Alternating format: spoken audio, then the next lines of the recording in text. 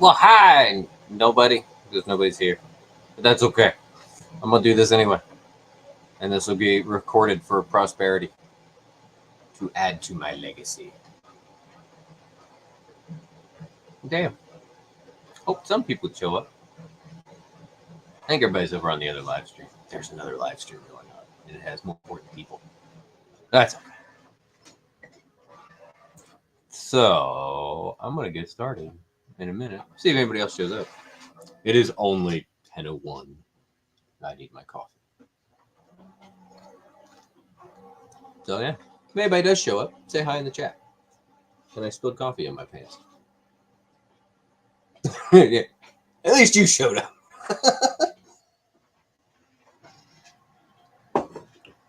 Shouldn't you be at work?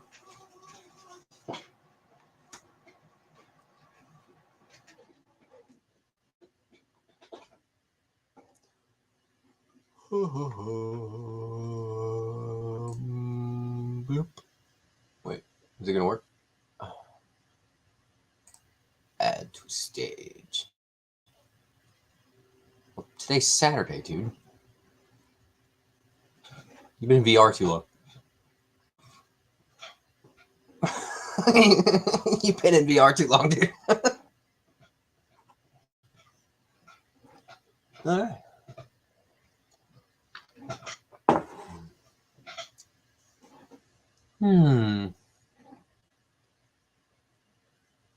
I figured. I've been playing Borderlands for the last 2 days straight. Finally come up for air.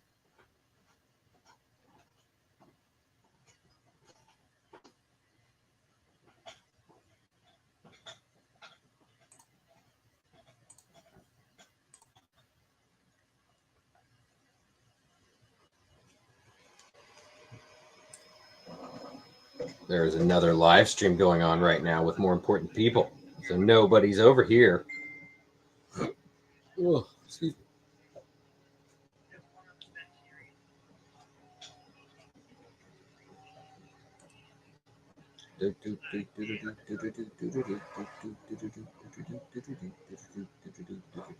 What was I doing? I don't remember what I was doing now. Oh yeah, I was gonna make stuff. But this only works if I have audience participation. God damn it! A couple more people. There's 3 people, I think. It says 3 people. I don't know if there's actually 3 people, but it says there's 3 people.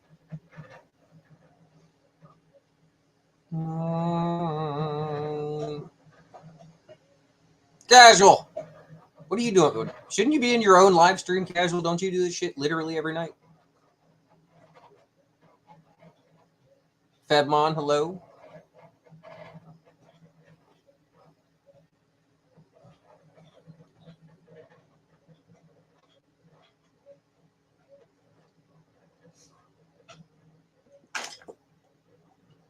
Okay.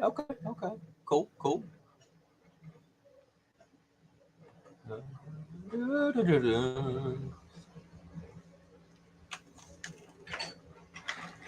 Right on. Well, thank you for coming to check it out. I was going to do a Let's Make stuff. I usually, way this usually works is I look for some audience participation to see what we want to make tonight. And then I'm going to do something different because then I'm going to, depending on how fast we can make something, like a gun or a sword or something, then I'm going to fire it over to this printer right here and it'll be printing in the background. And depending on how big it is, it might finish by the end of it, by the time I get off. Febmon, that is almost all I do. The things I don't do is I don't do filler kits, and I don't tend to do like show accurate stuff. I do weird stuff. I'm doing a life-size Warhammer backpack. You're out of your mind.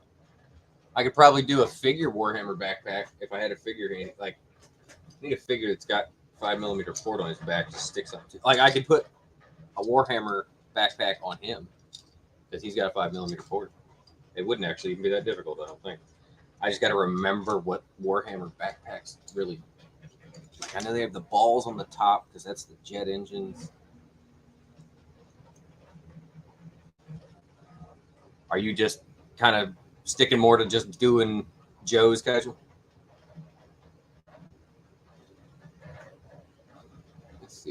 How could I do? I don't know if these dimensions will work, but we're gonna try this anyway.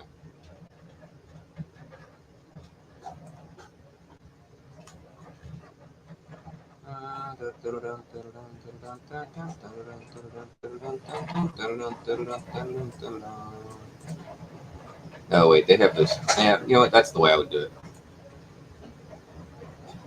If you haven't gotten Tigertron, you should check that one out, guys. Well, that one's really good.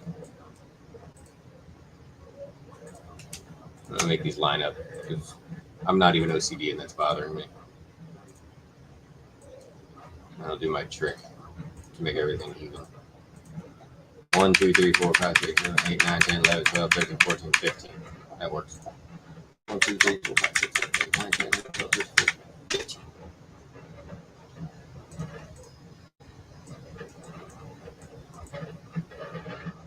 Nah, I get that. Slide that up a little bit.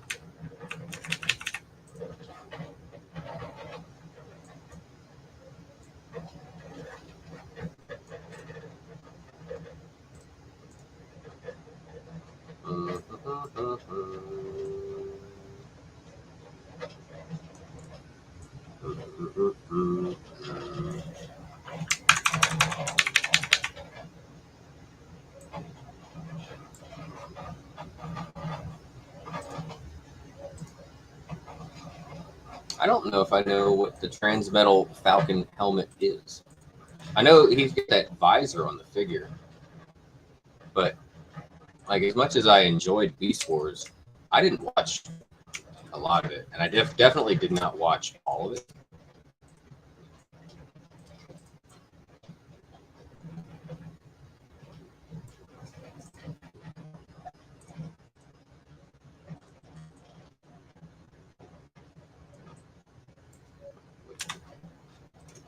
I'm like, no, I don't have to do that anymore. I forgot I have to do this. I don't have to do that anymore. I can do this.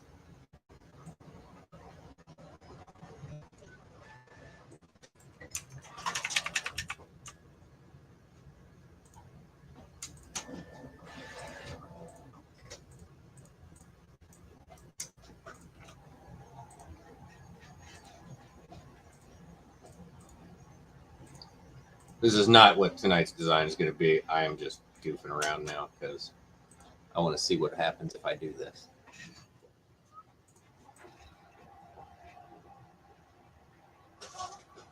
It might turn into something interesting. This box has got to change. This box is going to piss me off. It's a little better.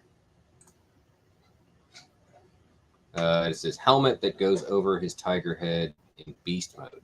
Kind of like Battle Cat's helmet. Oh, that's kind of cool. That's kind of neat. Did we get snow there? I didn't get shit. I got a couple little flakes, and I mean like tiny, like couldn't even see them flakes earlier this morning, and then it turned to rain, and it stayed that way. And went out to go do some daughter birthday stuff today, and it's been raining all day, and it's been nasty shitty outside. What's that look like? If I combine all these pieces. I kind of like that. Let's make something goofy. I like making goofy shit.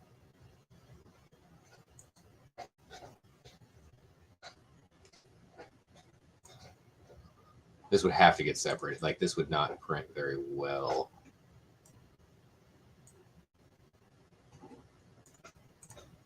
Trying to print it all by itself.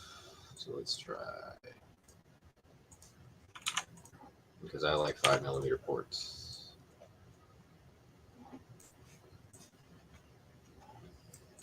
Yeah, it's literally just been nasty, shitty rain all day. Which isn't fun when you're out trying to do fun stuff.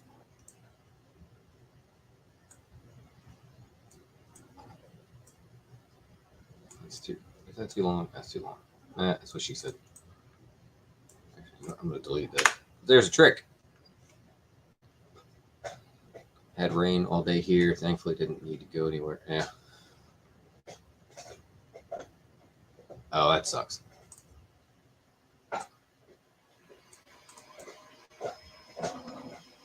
So if that's going to go there, that means... I know what it is.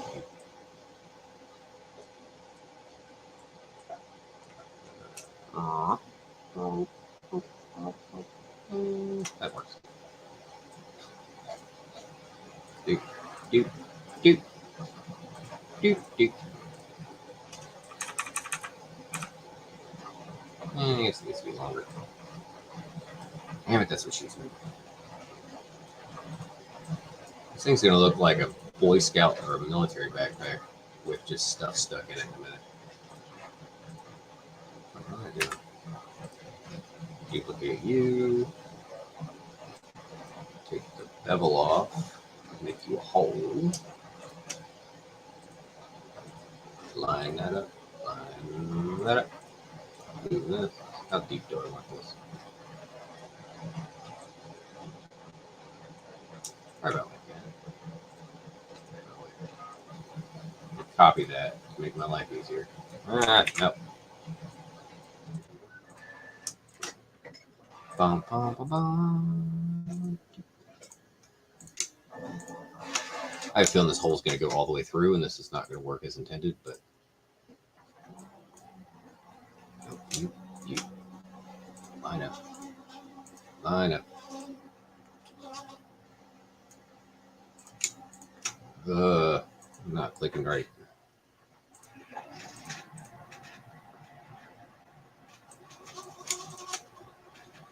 What's that going to do? Does that hole go all the way through? Yeah, it goes all the way.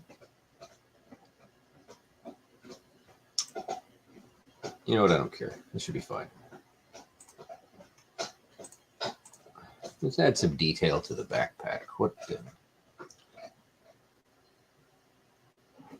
Yes, the Etsy store will go back up soon. I spent the last couple of weeks trying to rebuild my office. This back here wasn't here. This whole thing, kitchen cabinets from IKEA that I had to build the other day, and then move printers, and then I'm going to move these printers over to here. And I had to turn my whole office this way and get now. And then once I get this moved over right and this cleaned up over here and get this wall fixed, because this wall looks like somebody shotgun blasted it from all the shelves I had to take off of it. I need to get some new updated pictures, and then the Etsy store will reopen. But if you were looking for the stands, Larkin stands will not be on the Etsy store. Simple case being, and I can show you why. So these are the Titan and Arc stands that Larkin's layer made, and he was having me sell them for him while he was on vacation. And I don't even know if this is you. I'm anal, so this is what's going on. I don't know if you can kind of see it. It looks like, here, let me make the screen just me for a second. If I can get my mouse to work. Oh, wait. My mouse on the wrong screen. You can kind of see this discoloration right here. See it?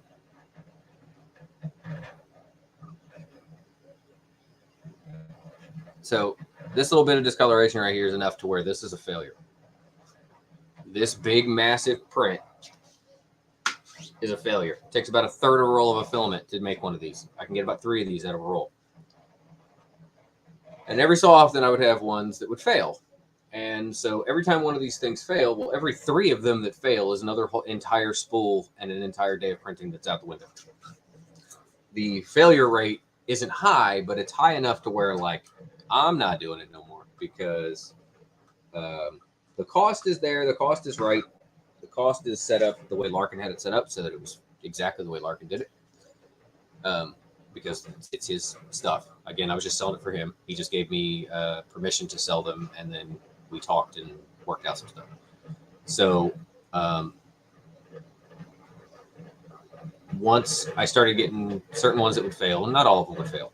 Several of them went out to people. I sold out of them. But in the course of selling out of them, there are probably 7, 8, 9 of them that at some various point failed my inspection or failed outright. And so that was at least 3 entire rolls of filament that I'd throw away, and several days worth of printing that was wasted.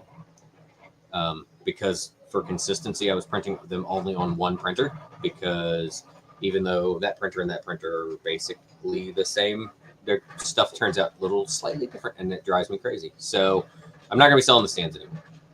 Sell all my stuff, but I'm not going to sell other people's stuff anymore. The blue item looks like a cannon from Super Mario that either bullet bill or this. Well, this will be a little like rocket for the back of this backpack in a minute. Once I get some little goofy detail. And I want to, this one's not going to be like, I mean, I've got stuff I've designed that took days and days and days to get right. And that stuff, it's a different animal than what I'm going to do with this. Mostly because I was hoping to get something printed on the stream too, so I don't want something that's going to take 10 hours to print because I don't want to be on here that long. Y'all don't want to listen to me that long. There we go. Add that little notch there. Let's do some hoses.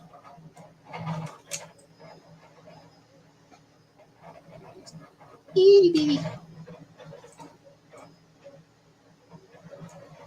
Itty bitty bitty bitty.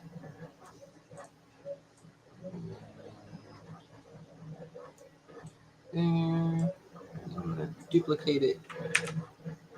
Boom, boom, boom, boom, boom, boom, boom, boom. Grab all of you. Make you one entity. Center them on there.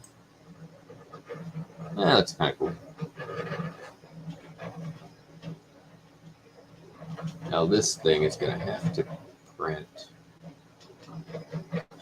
Okay, I know which way this is going to print. That's fine. It'd be a little bit weird, but it'll print that. That's something I'll fix in the slicer. But I do want to do this. Give me this. Damn it.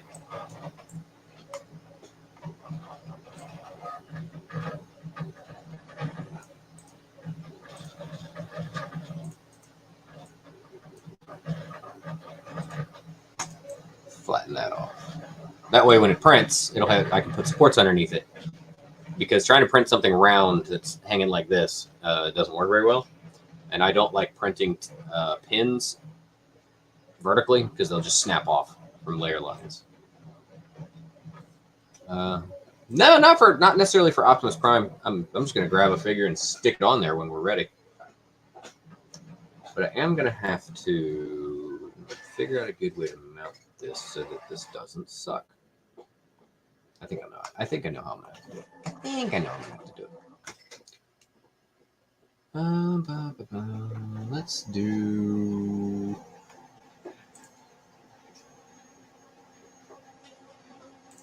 Take some of my favorite shapes because I like putting vents on literally everything all the time.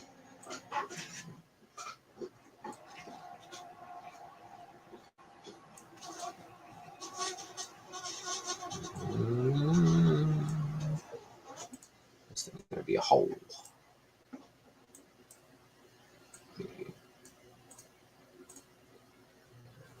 It do not need to be 4, it can be 2.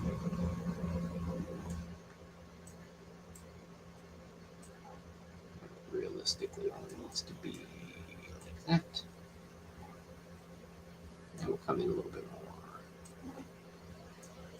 And then I'm going to line it up. It already is. Sweet.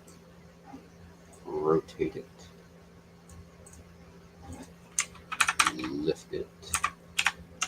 That's about where it's going to sit. Rotate it again because I need to make it shallower.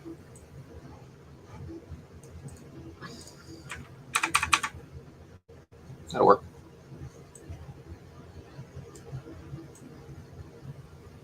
You know, I'm going to put a bevel on this so it doesn't look so stupid. Actually, you know, I kind of like the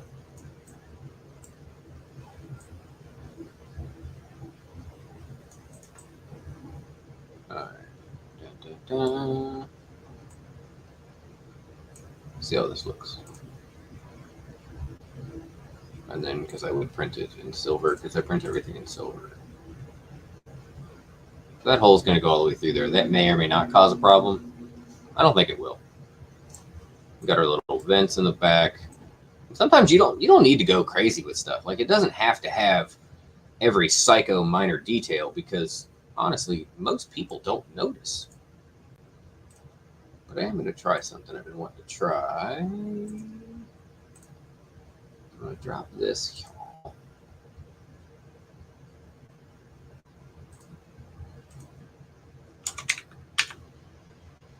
That's too far.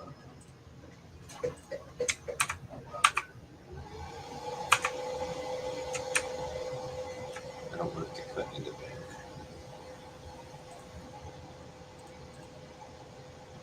Let's see what happens when I do this. Just to add shape.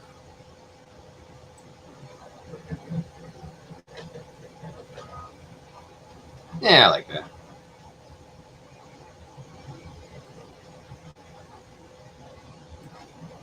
Yeah, so I stopped doing like painting Warhammer stuff a long time ago. I have some of the McFarlane stuff, I guess, well, except it's all in my storage unit, like most of my toys are now.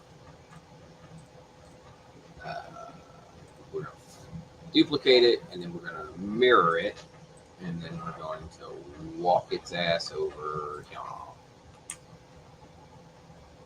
And we're going to... There's a couple ways I can do this. I can do this by eye,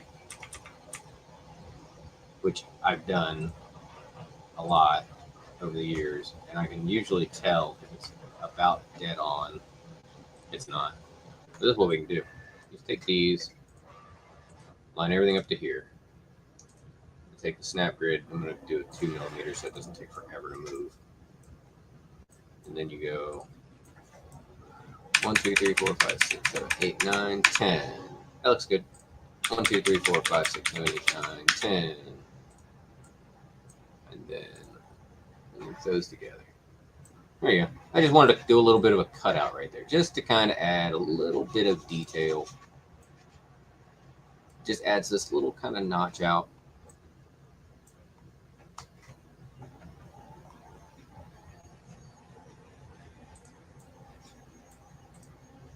And it's going to actually sit like this. Hit D to do that.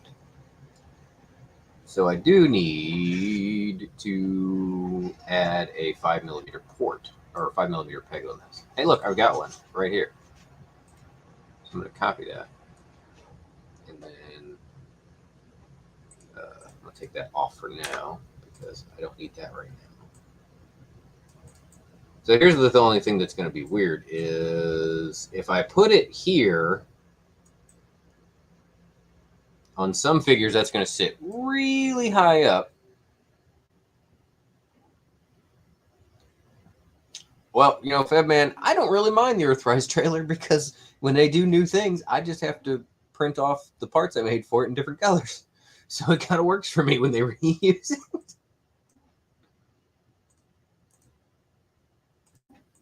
So, like, if I'm looking at this figure here, this is the new Rock Lord. I don't care what anybody says. I'm calling it a Rock Lord because it's a rock. Oh, yeah, I'm gonna let me come back over here and then do this. All right. So if I do this figure here, if you pop this piece off, he's got a peg there. Now that peg, where's my calipers? Where's me calipers? That peg, the top of that peg, and it's not even a round hole. It's one of these, yeah, it's one was a pentagon, octagon, whatever the hell it is. Means it's going to be a little bit weird anyway. And if I wanted, the way I want that to sit means I need this. You know what else helps is if I turn on my calipers. Oh no, my battery's dying. I'm going to have to look at this. Hexagon, that's what it is. See? Why I like smart people in my chats. I'm going to call that 33 millimeters. So if I line this up with where I think I want that, I can lower this. Oh shit. If I lower it 33 millimeters, 32 millimeters. Means this backpack is far too small. I do that all the time. I think something's gonna be one size and ends up being a different size. But what I can do is I can upscale this if I hold shift and just make this thing bigger.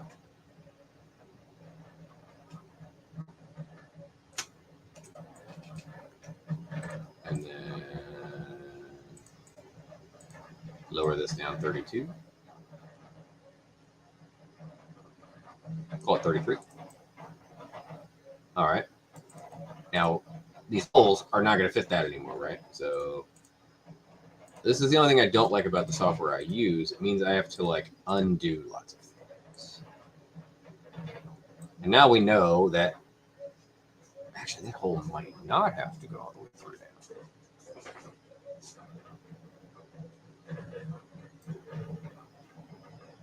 How long? How long is that?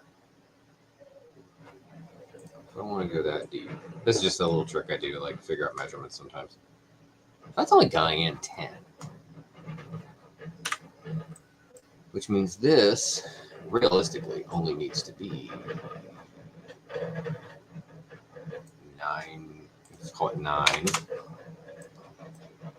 But we need to change its height to 5 because it's 5 millimeter pour a peg.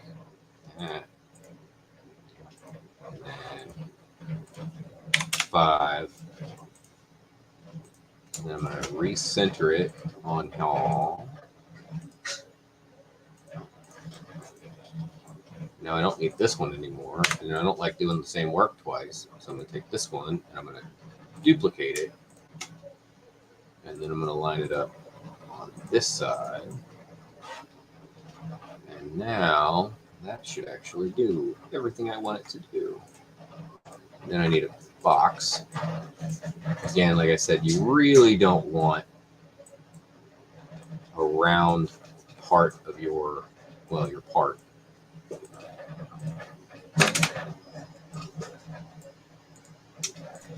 Be here because I'll screw it up. I can do. I'm gonna make this a little bit longer.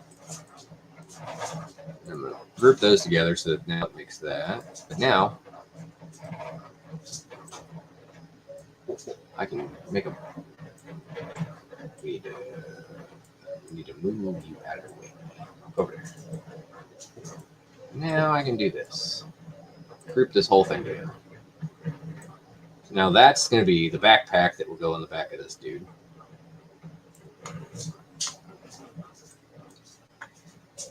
And that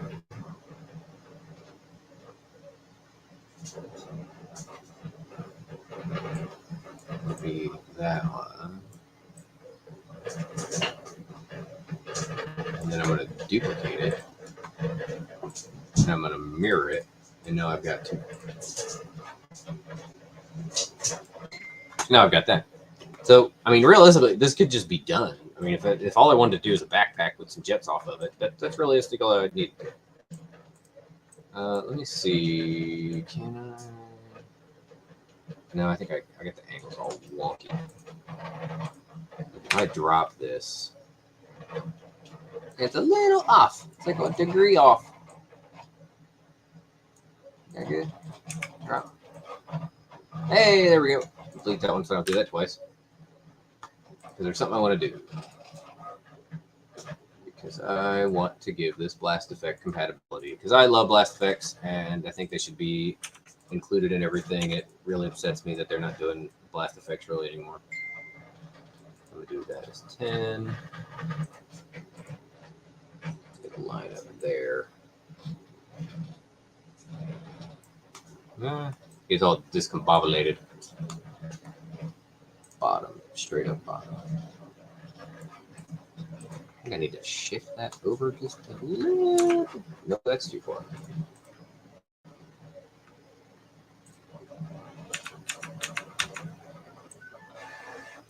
That looks good enough.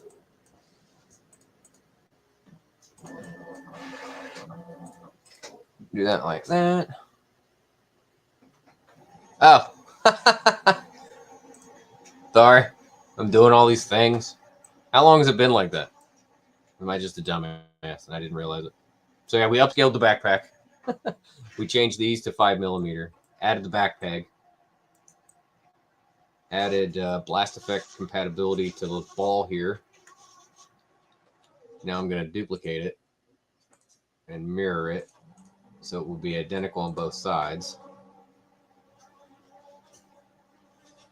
And now I can export these. Wait, this is the...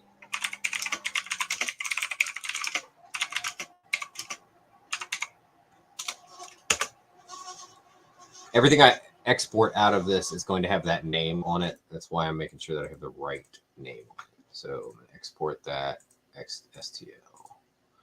Once that's done, I'm going to export that STL. Export that STL. Now, let me see if I can let it share Bamboo Studios. Because you're not going to be able to see it on the screen. All right, I have to stop sharing that screen. And then I'm going to start sharing.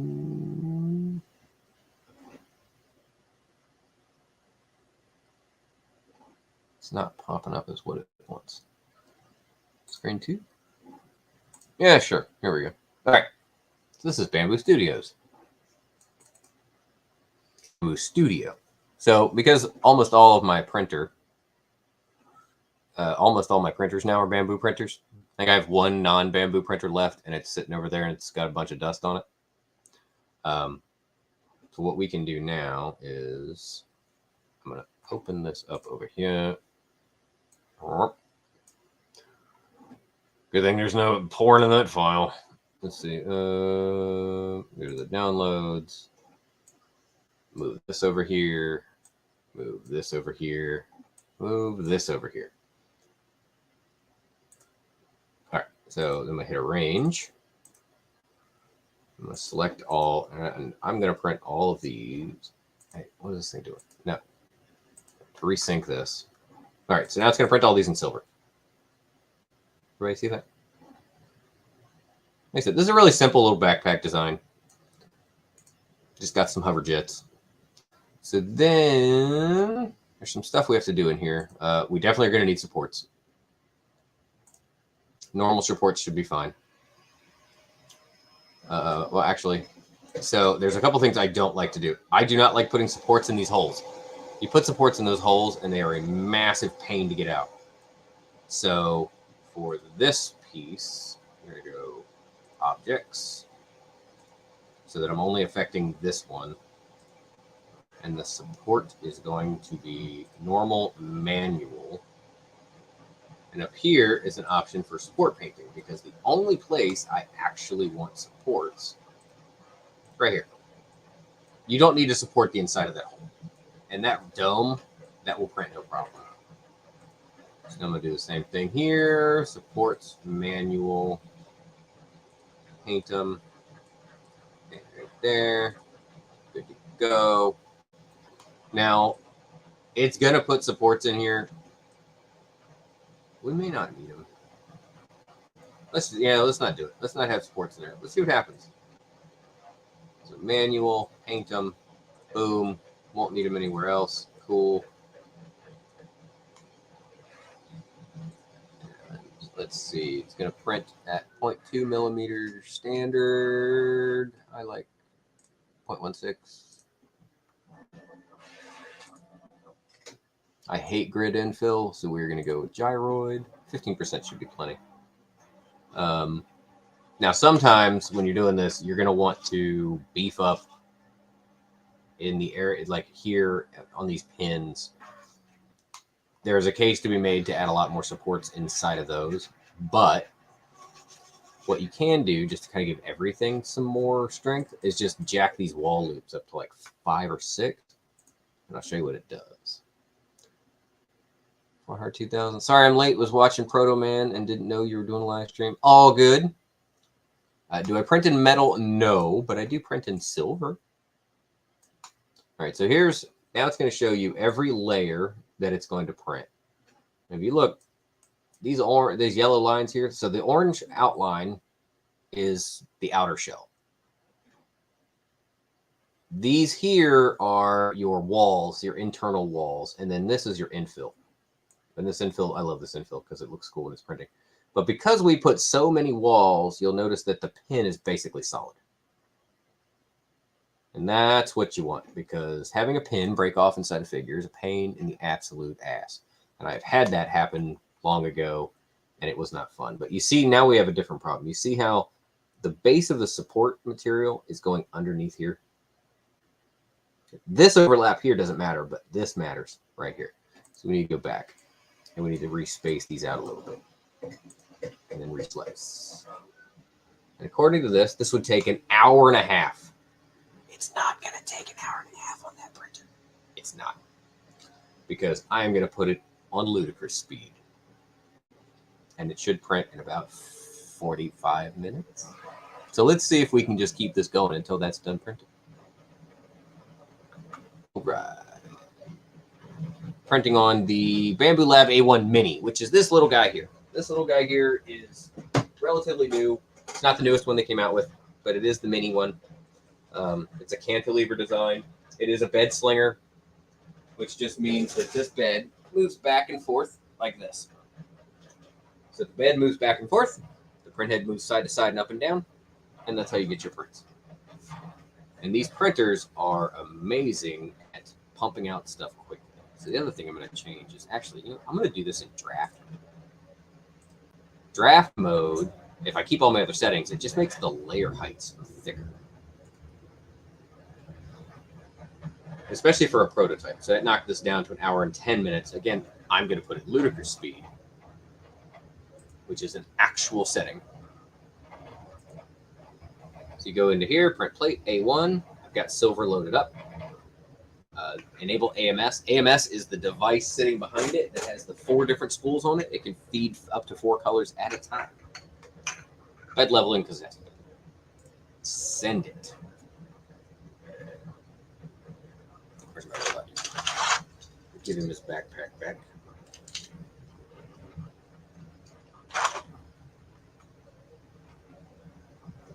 All right, so here's where these are the 4 spools. There's nothing in this spool. This is white. This is bone color. This is silver. And up here you have their speed. And I'm going to change this to ludicrous speed. It's an actual setting called ludicrous speed. So it's going to take a few minutes and it's going to heat up. Yes, the Mini does do 4 colors. So as of right now, all of my printers do 4 colors. The Mini, the A1 Mini does 4 colors. The A1 regular one does 4 colors.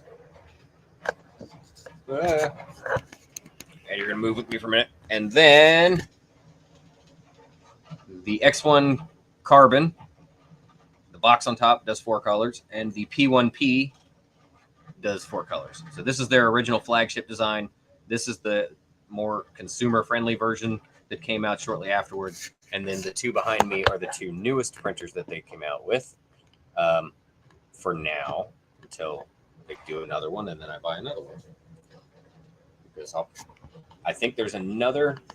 Hold on, my camera's a crap camera, and I really should invest in a better camera. Here we go.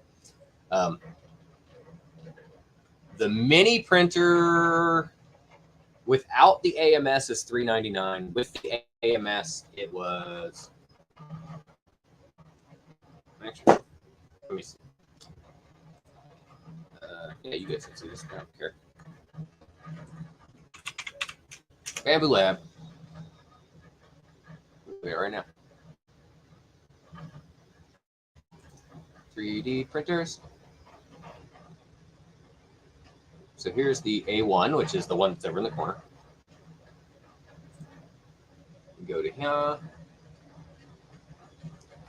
right. So the all right. Sorry.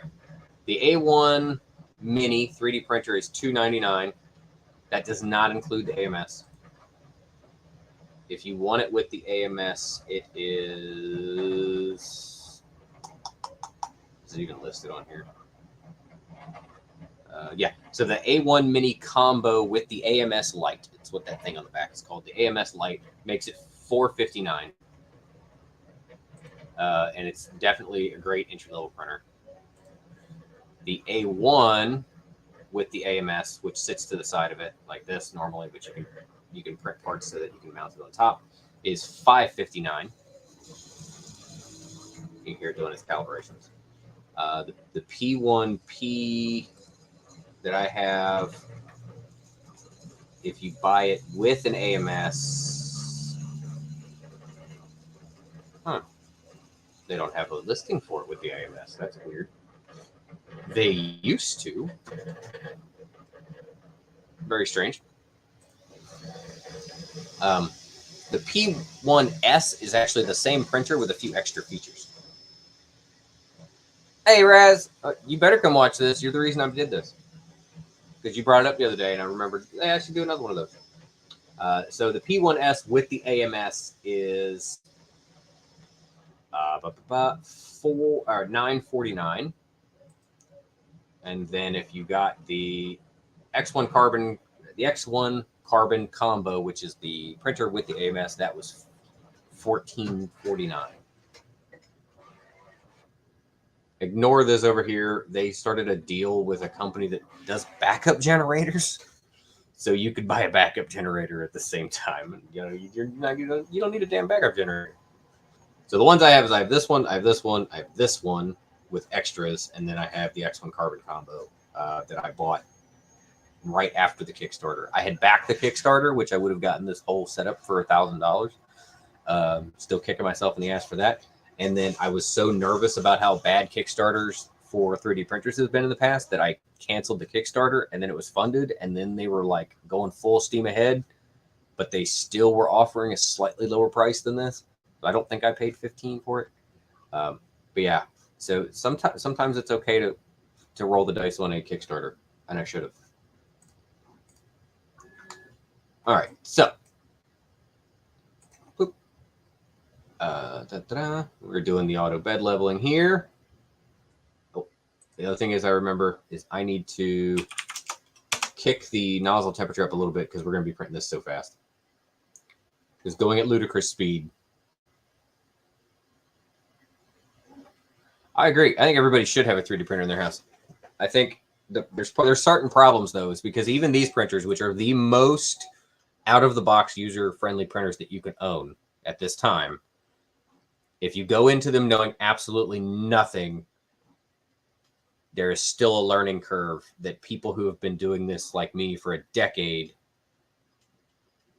we already know the ins and outs of why certain things happen. And if you're a day one guy and you get one of these out of the box and it's not doing something right and it's something simple, unfortunately what happens in Facebook groups and message boards and anything like that is people go in asking, well, hey, this thing's not working. Why is it not working?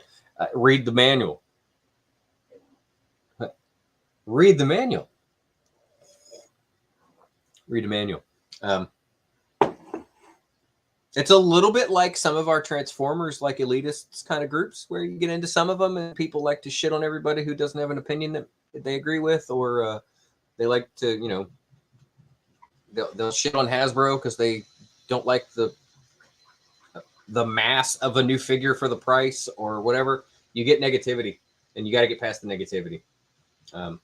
I personally have no problem answering the stupidest of questions about 3D printing, and I have helped several people get into 3D printing and start designing things and start printing things, and because I'm here to help. That's how I feel. So something else I thought would be kind of cool to do, but it won't let me share screen twice, is so you can see in the background, you can see the little printer running, right? You see it running. Well, you can also, with these bamboo printers, they all have cameras. Now, they have varying degrees of how good these cameras are, as you can tell. But you can actually pull this up on your phone in the Bamboo app. And you can sit here and watch and monitor your prints with the software that you get with this. It's pretty awesome. So you get a lot with these printers for those prices. Yeah, you can still go out and buy a $200 Ender. You can still buy a Tronxy printer, an Ender printer, Sunloop printers. I've had all of them. You can still go out and buy those, and it's perfectly fine. And I almost recommend people do that first, because you are going to have to build those. You are going to have to figure out the ins and outs of what's messed up. You're going to have to do a lot of extra work to understand how those printers work and get them tweaked and get them fine-tuned. But going from one of those like $200 printers into one of these printers, you will jump into this and not have to ask anybody anything, ever.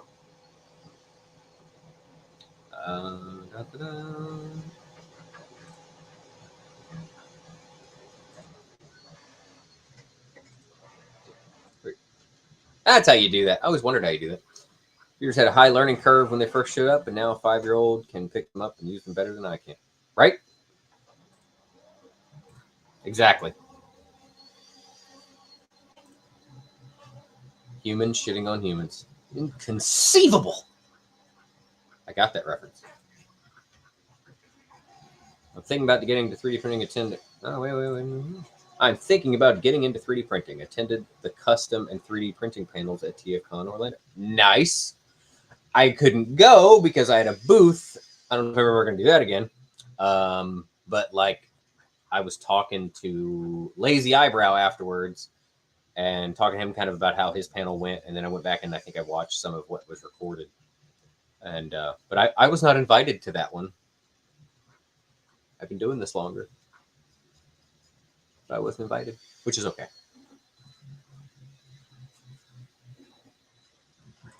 I don't do customization. I make weird shit like Dino Riders kit for transforming skeletons.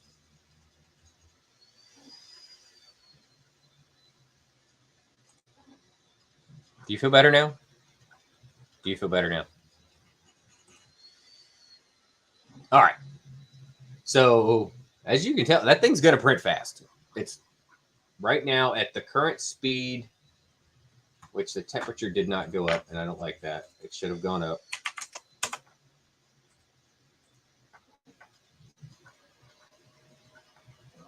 Heat up. At the current speed that thing is printing at, it should be done in 37 minutes. So it was an hour and 40 minutes or something, hour and 15 minutes, and then we knocked it down to an hour, and now it's going to be 37 minutes. So in 37 minutes, we can see if this thing fits onto this figure. So, Raz, you were late. This is a Warhammer-style backpack to go on my new favorite Modern Rock Lord.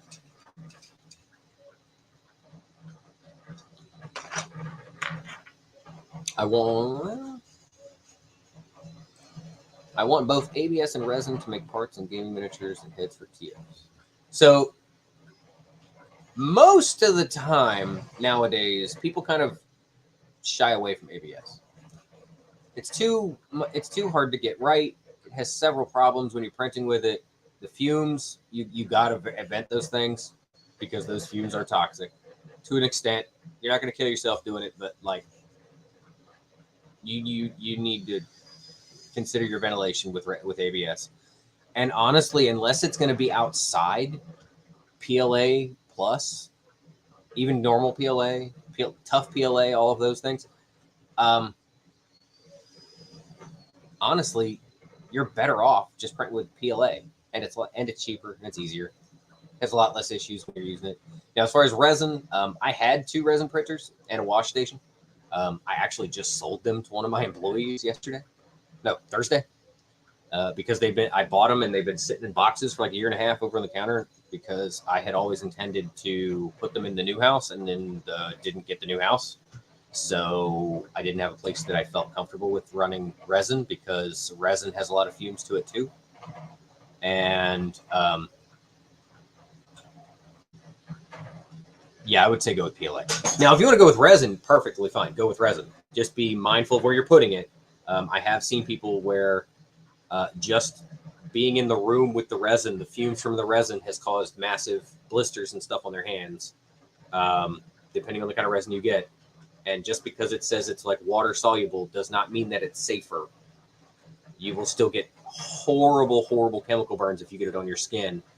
So I do not ever recommend it for anybody with pets or kids.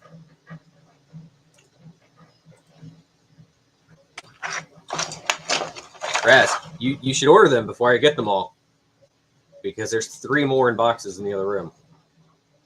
because they're Rock Lords, and I have to have them. And I'm going to paint these and probably make some parts for them.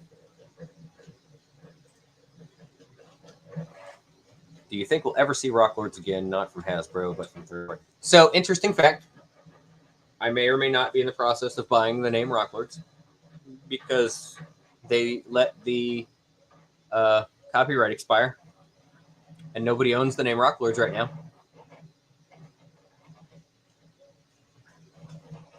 And if I was better at like organic modeling, I probably would have already had some Rock Lords that were printed up for people. And I'm still considering buying the name. Heard the Legend Scale one wasn't great. So the Legend Scale one is shit. Honestly, it looks kind of cool, but the big rod that goes down its back is ridiculous. And I looked at it for about 30 seconds, and there was probably 15 ways they could have done that better. It's not a bad looking figure. The paint on it's really good. I like the color on it. The weird trike is a little bit weird the way they did the wheels, because the wheels are tiny, thin wheels. They're like bicycle wheels on the side. But it's not a bad figure. It's just that it's that the back rod that comes down the back for vehicle mode. When he stands there, it looks like he's got a tripod. Like he's got it literally goes down almost to the ground. It's only probably 3 or 4 millimeters higher than his feet touching the ground. So it's a little bit.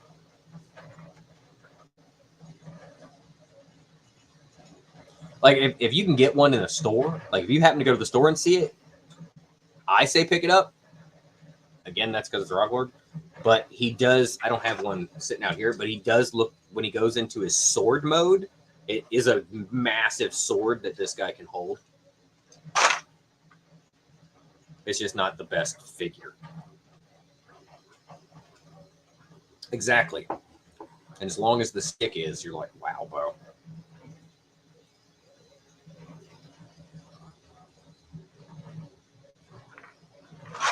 Yeah, he could. To me, I actually think he looks more like Granite. I think he would make a better Granite just because of the color.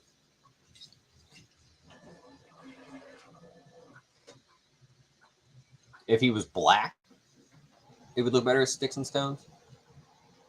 I don't think you'd be able to transform him because there's not much room around the head. But the head sculpt is so good. Huh.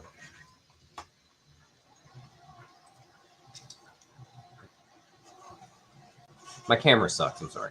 But God, that head sculpt is good. The only thing I don't like is this big open hole in his chest. Like, the wheels don't do enough to cover that hole. Oh, I'm sure there's going to be repaint. And I'm sure that there's a reason why if you pop, they're hard to get off, but like these side panels on the legs come off. It's part of the weaponizer or armorizer gimmick. All you need is a different wheel cover and a different wheel, and you change the whole truck.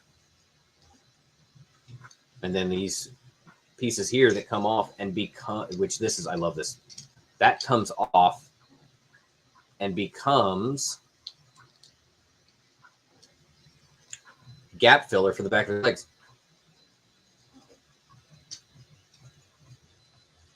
I don't make gap fillers. I know plenty of people who do, though, and they don't need to.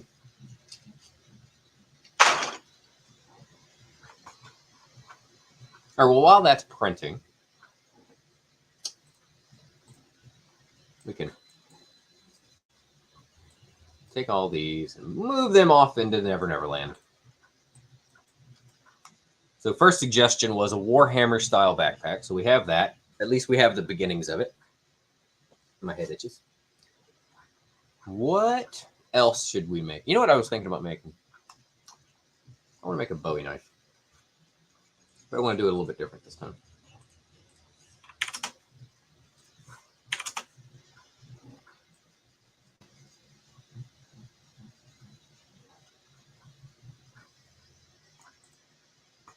Because a lot of the time when I make these blades and stuff, I go through a lot of trouble of trying to add edges and everything else to it, and I get a little kind of stupid about it.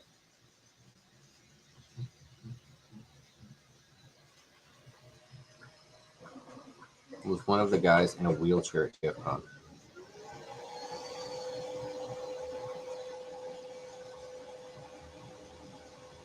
Guy in a wheelchair at TFCon. I don't remember. There may have been. What is the Egyptian-looking figure? Oh, you mean him? So, there's a guy. Well, I don't know if it's a guy or if it's a company. I've talked to somebody over there once or twice, but I don't know if it's an actual dude or if it's like a bunch of dudes.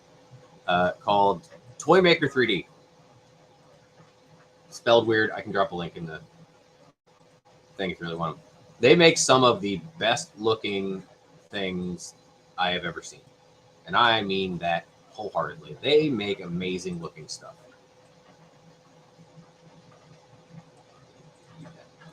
Here's our blade. Bloop. So I don't think you guys understand how big that is. All right, so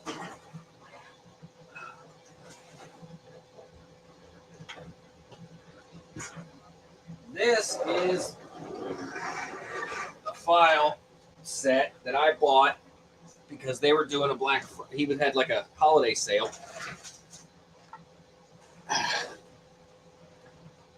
And it is technically part of Power Rangers. Kind of, sort of. It's the original one it calls for green instead of blue, but I didn't have a green I liked, but I had this blue. It has two modes. You can lift this, flip this down, lift this, flip this down. You can move the hands out. Oh, this thing's fully articulated, by the way. Move these hands out and lock and press. Lift his head up.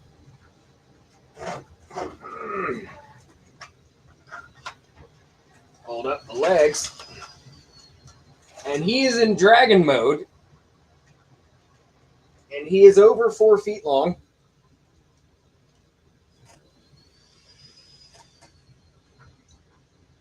He has screws. They're printed screws that go in here because these are all ball joints inside of here, including in the shoulders and here.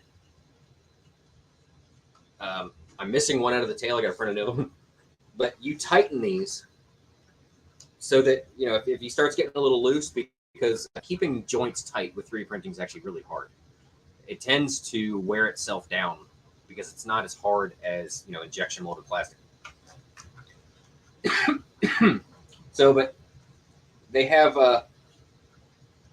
all these are adjustable so that if, you know, something gets loose, you can tighten him up. His mouth opens and closes. He's got all this articulation in his neck. Back down. Nice, so damn heavy.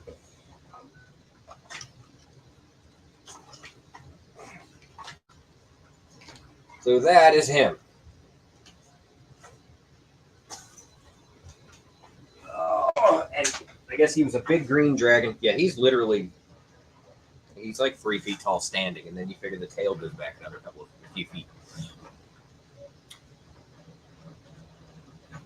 So as far as material goes,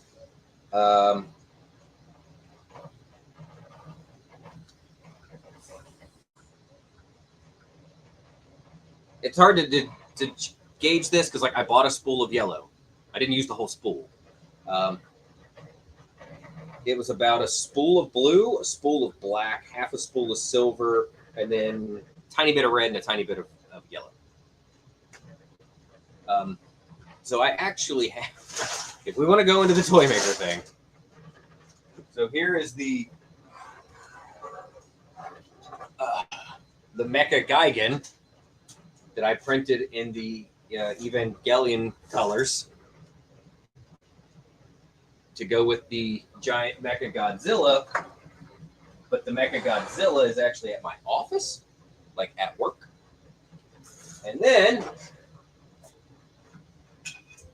we have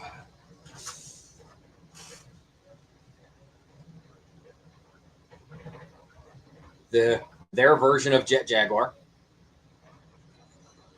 These three I actually printed on my bamboo printers in a week and a half. That's all it took. I know. I don't know. Bert the Stormtrooper is currently printing either him or the Godzilla. I think it's the Godzilla. It's going to take him a couple weeks. So there's him. Oh, hold on.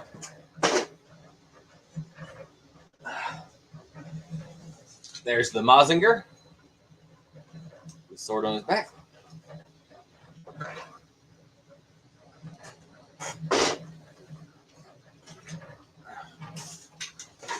There is the Gurren Lagann, which I need to tighten up because he's kind of loose.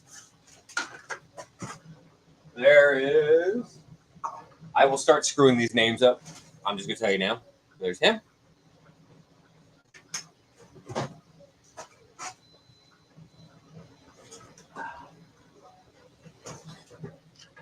There's him.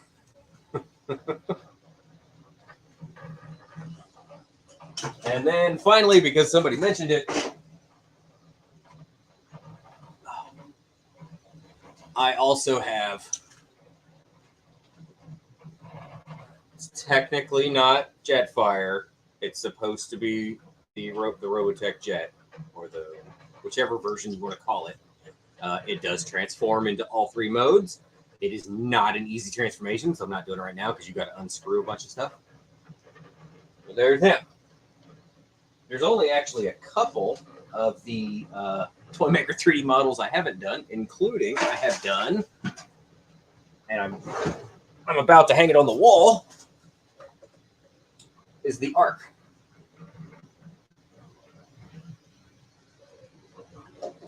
And all of these are drawers. This took 4 rolls of yellow. And this was before I had these printers. So this actually took me over a month to print, between other things. Stay in their drawers. Wait, is there a surprise in this drawer? There is. Surprise Go Box.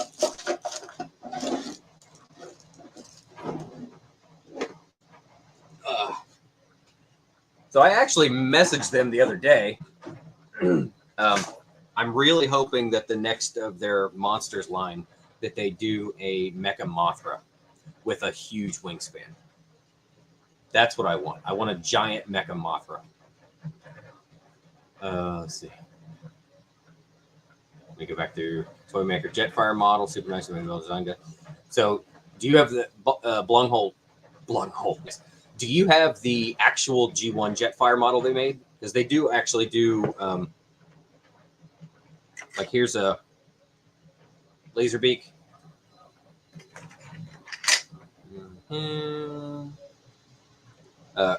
I did the Ravage, but that's at work too. Gigan from Godzilla. Yep, Gigan in Evangelion colors. And yeah, it's hard to. It was hard to tell in pictures how big they were. I was taking pictures of them in front of my microwave to be like, they're bigger than my microwave. If you know Mazinger, do you know Grand Desert? So I will be honest with you, Raz.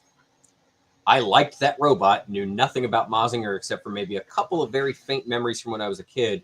But Bert was talking about a bunch of his Mazinger stuff. And then I was like, holy crap, Bert, check this out. That's why Bert printed one. Because I talked him into getting a printer. Gigantor. I'm really hoping Toymaker ends up making Raideen. That'd be cool. Yes, Raz, you need a 3D printer. I do need the Robotech Jet to go with my collector's edition. The Ark looks awesome. The Ark is pretty cool. I just need a place to hang it. Blunghole, do you mean the Autobot train combiner? That'd be cool. I have both of Toymakers. Love the G1 Jetfire. Comes with the other Macross head. Does it really? I never downloaded it to see what other heads it came with. I actually wanted to see if I could upscale the G1 Jetfire head to go on him.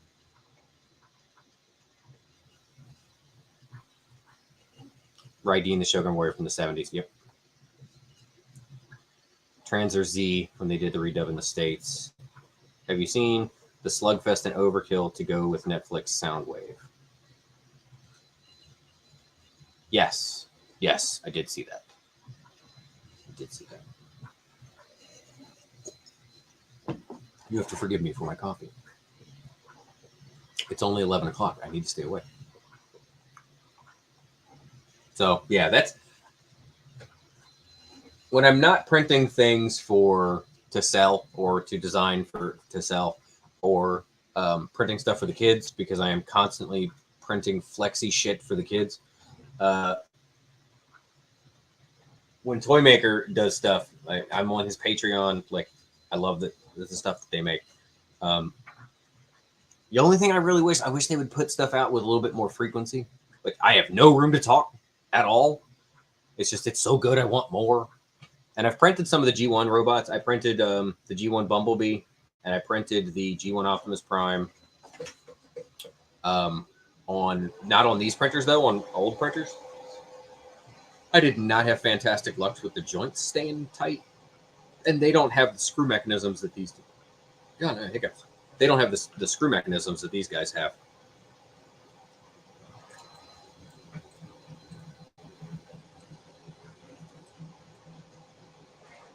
gonna go back over here to what we were doing.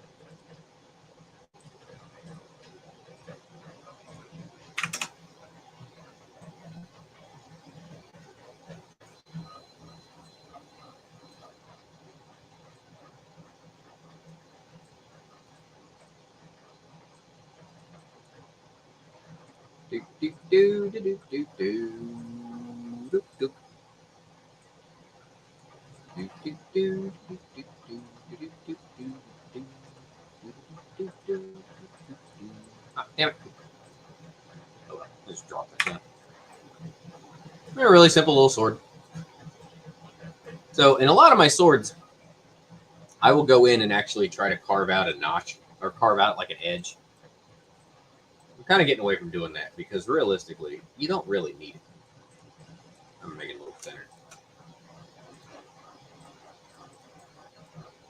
Would like to see a version 2.0 of Slugfest and Overkill. That would make them a mini combiner like Spark Dog. That would be cool.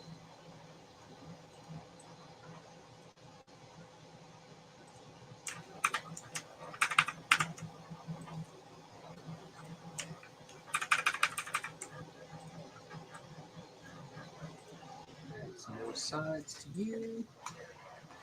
It's like this. Just a real simple little sword, right? But there's so many different versions that you could do with this. Because I'm just going to show something. So like, okay, here's this version of this sword.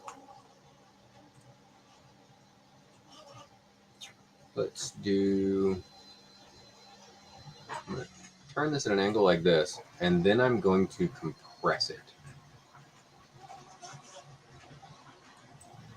And it changes the angle of the blade.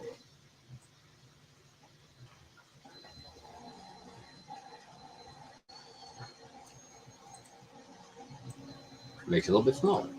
Come in here, take some of this radius away. Do one of these deals. Duplicate that. This is partially how I made the swords that I made for RC. Wait, wrong button.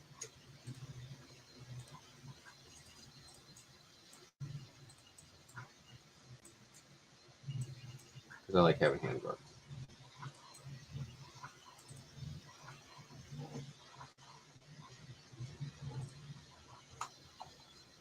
And this gets a little bit messy right here, so you just kind of go like that. And then I'm going to go like that. And then I'm going to take another one and put it right there. Put another one right there. They added this feature to Tinkercad that makes me so happy that you can snap using something else as the level environment.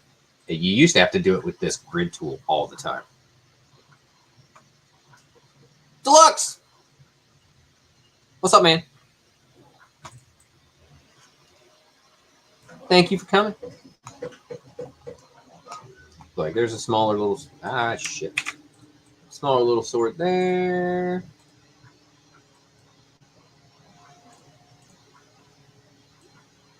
You could do just that right there, and you've got a nice little, just like, sword set for somebody. You got a shorter sword, you got a longer sword. Still kind of a short sword. You can do some swords. Guns. Guns are always easy-ish. It's a matter of me figuring out what kind of gun I want to make more than anything else lately. Let's do a gun. I'm going to do a gun. I like guns.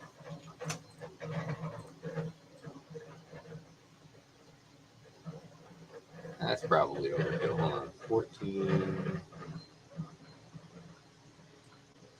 Yeah, let's do 12. And then we'll do... Ow, I know what we'll do. 8. I'm going to make that long. Just to kind of fill in. And then I'm going to do this weirdness. And I'm going to change the color of parts as I'm doing stuff, just to kind of show you what I'm doing. And this is going to be 10 by 13. And we're going to center them on this one. Cool. That works. I'm going to take this, and I'm going to cut this just a tiny little bit. And we'll go this way with it. I'm going to do this. And then I'm going to do that. Just cut that side off right there. I'm going to radius this just slightly. This. Make this young. 5 by 8. Yeah,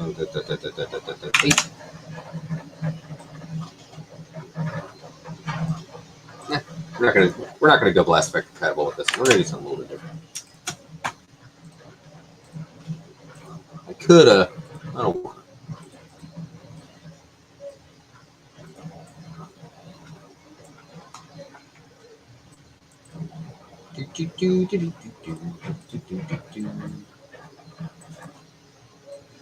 Yeah.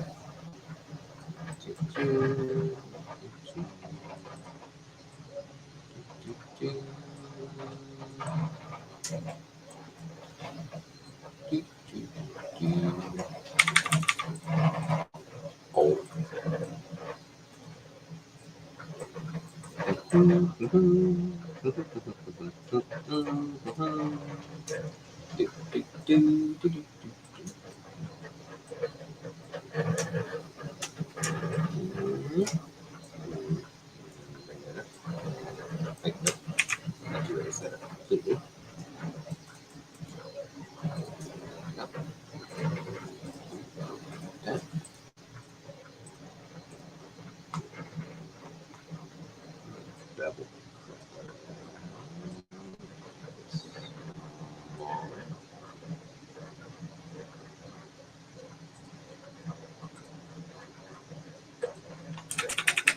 You know I'm not good at doing organic things, Deluxe.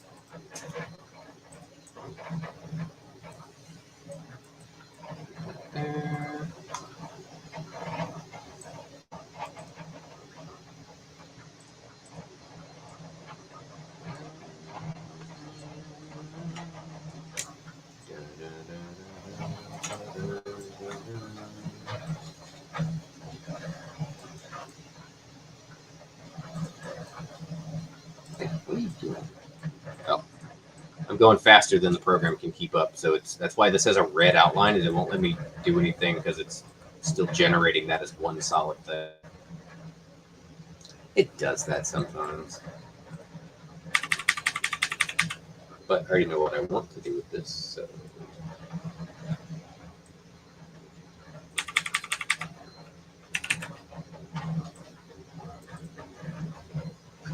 The only custom figure I've ever made is Kato's custom figure. Where's Kato at? Kato!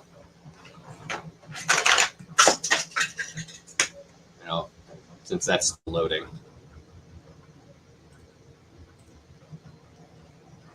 It's Kato from his comic book appearance. And then I was trying this out yesterday because Kato wanted some more stands, so I'm sending him some more stands. And I used PETG, which is like the stuff that they make Coke bottles out of. You can buy it as filament. Print's really awesome, and it's very good, like weather resistant, and it's really strong. So what I did was I printed one of my, I redesigned a riser. It's taller. I made a PETG base, put the pins in it, put lights in the bottom. And now I have a lit up base for the Kato figure. And I made the top and bottom very thin and used an infill to where you can see the honeycomb of the infill through it because it's transparent. When you buy transparent filament, it's never crystal clear transparent, but you can get kind of close. So it's thin, it's still strong. It holds Kato on these metal 3mm ports, and then it lights up. Kato classified from his comic book appearance. I still need to like paint his forearms because that original figure is a different ethnicity than Kato. And we've got our Kato's collection stands. I'm going to send some of these over, and if he approves them, I will have Inutabi stands. Somewhere I made stands for Patriot Prime. Actually, Deluxe, this part's your fault if you're still here. I'm going to see about making these for 5mm ports, because I know you ain't got nothing with 3mm ports. And I've been making signs lately. Like once I get this all situated back here, this 3D printed sign, which is printed face down, multicolor. This sign will be back here somewhere.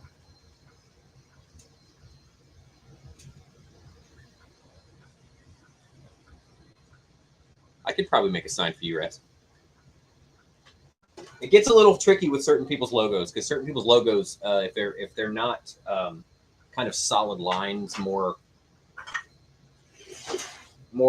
clean is not the right word, but with some of them, the trying to get the outlines and stuff and make an SVG doesn't work. No, that does not glow in the dark. And then I've got, for some very special friends of mine, we have proud member of the Con Bros Entertainment Network of mediocre YouTubers. These I'm printing off for everybody, for a few people to send off. They were supposed to be for Christmas, but things happened.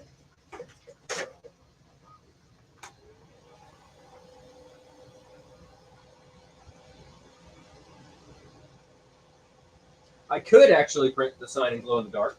I have glow in the dark filament. I could. It's just, it wouldn't make any sense in here.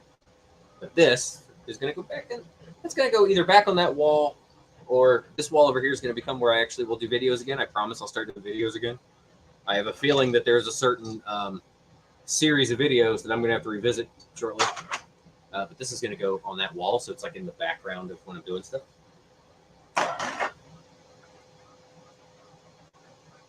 Yeah, they make glow in the dark printer material. I've got them right here. Actually, I don't know where. Yeah, PLA glow in the dark material. Now, if you are going to get a 3D printer and you want to print glow in the dark material, there's a thing you need to know. The actual material, the powder used to make things glow in the dark, is abrasive as hell. If you are going to get a 3D printer and you want to print abrasive materials like glow in the dark, you need to make sure you have a hardened steel nozzle or a ruby nozzle. They make ruby nozzles. They make diamond nozzles. If you use a standard brass nozzle, you will ream that thing out like Deluxe sitting on the toilet.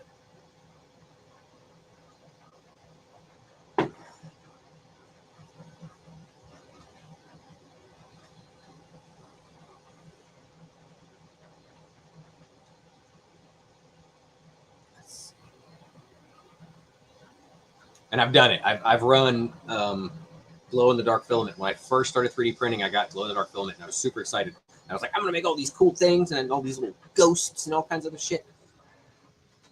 That nozzle lasted like 4 prints before you could look at it and tell that it had completely reamed the inside of the nozzle out and was no longer the right nozzle size. So nozzle sizes are usually in, you can get a 0.2 millimeter nozzle, a 0.4 millimeter nozzle, which is the standard. You can go 0.6, stuff like that. You ever notice that brass nozzles wear down really quick with white PLA? I've never noticed that, but okay. This is me after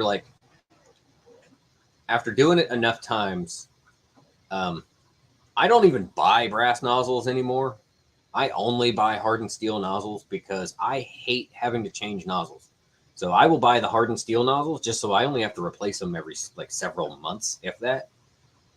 And with the bamboo printers, these you actually can buy the nozzles. Hold on.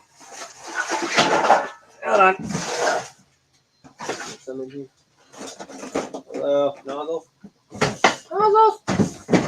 I got some around somewhere. The nozzles for bamboo printers. If I can figure out, like I said, I was in the middle of moving everything in my office. Yeah, all right. So the nozzles for bamboo printers are special, and they come kind of pre-assembled. It's not just the tip. It's not just the tip. So this, instead of it just being this part here that you screw in, screw out of a normal printer, that is the nozzle of a bamboo printer. At least this is the one for the X1. That's the nozzle for a bamboo printer. You can also buy them that already have some of the, like the cooling fan is already attached, because that's what this is for, is to keep the heat creep from coming up. But there's a cooling fan already attached, and the heating element, the pad that heats this is already attached. And they were only a few dollars more. So I literally buy this plus everything else already on it, so that I literally only have to take out 2 screws to completely change the nozzle whenever I need to change the nozzle, because I'm not messing with all of the little adjustments and everything else. And if anybody's ever had like an Ender printer or any of the Ender clones, you have your Mark 6 nozzles or Mark 8 nozzles, you have to unscrew, put the new screw in, clean out the threads, make sure everything's seated right. If you don't, you start getting overflow and clogs, and I don't mess with any of that shit anymore. I buy entire nozzles, and when I have to replace them, I just replace them. Fedmon, if that was your nickname in high school, you need to change your username, bro.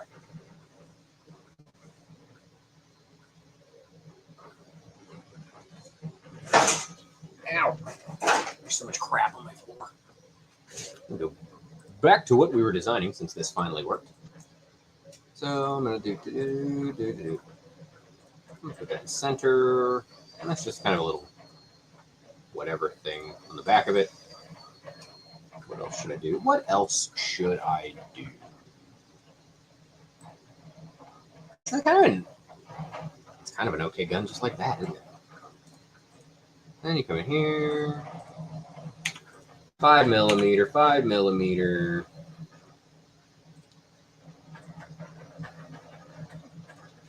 Now, everything I design fully with the intent of 3D printing. I don't design things and be like, all right, here you go, figure out how to print it. I design stuff that is already, like, the point was to 3D print it. I'm not going to make it difficult for someone to figure out. I like simplicity.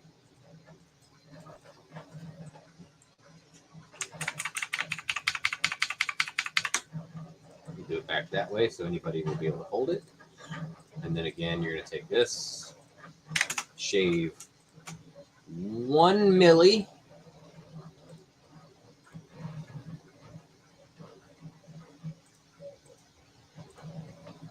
Shave 1 millimeter off of that right there. There's a real simple little gun. Now, I'm not going to lie. Normally, I wouldn't put things on the back, because all of that is going to be printing in the air, and you're going to have to use supports, and I really don't like supports anywhere that I don't need them. you could accidentally design something that is unprintable. Oh yeah. Oh, for sure, I could make something completely unprintable. Because I've designed something that was basically unprintable because, to my standards are high. To be honest, my standards are higher than this. I've literally designed something where if you printed it in any orientation, it would break. Either the handle's going to snap, the barrel's going to snap. Like, there's a reason. Actually, easy enough. There's a reason I do not actually sell the sniper rifles that I designed for RC anymore, because they are so thin and they have to print in a way that makes them brittle. It'd be great if somebody had a resin printer, but as far as an FDM printer, I don't do it because it won't make it to your house. If I mail it, it won't make it to your house. Let me see. I don't know what colors are loaded up into the A1, so I want to see how fast we can print this gun. Now we're going to open the Bamboo Studio. So I can go into all 4 of my printers here. So the A1 Mini. Oh, you want to see a failure? I'll show you a failure. As you can tell, we had a failure.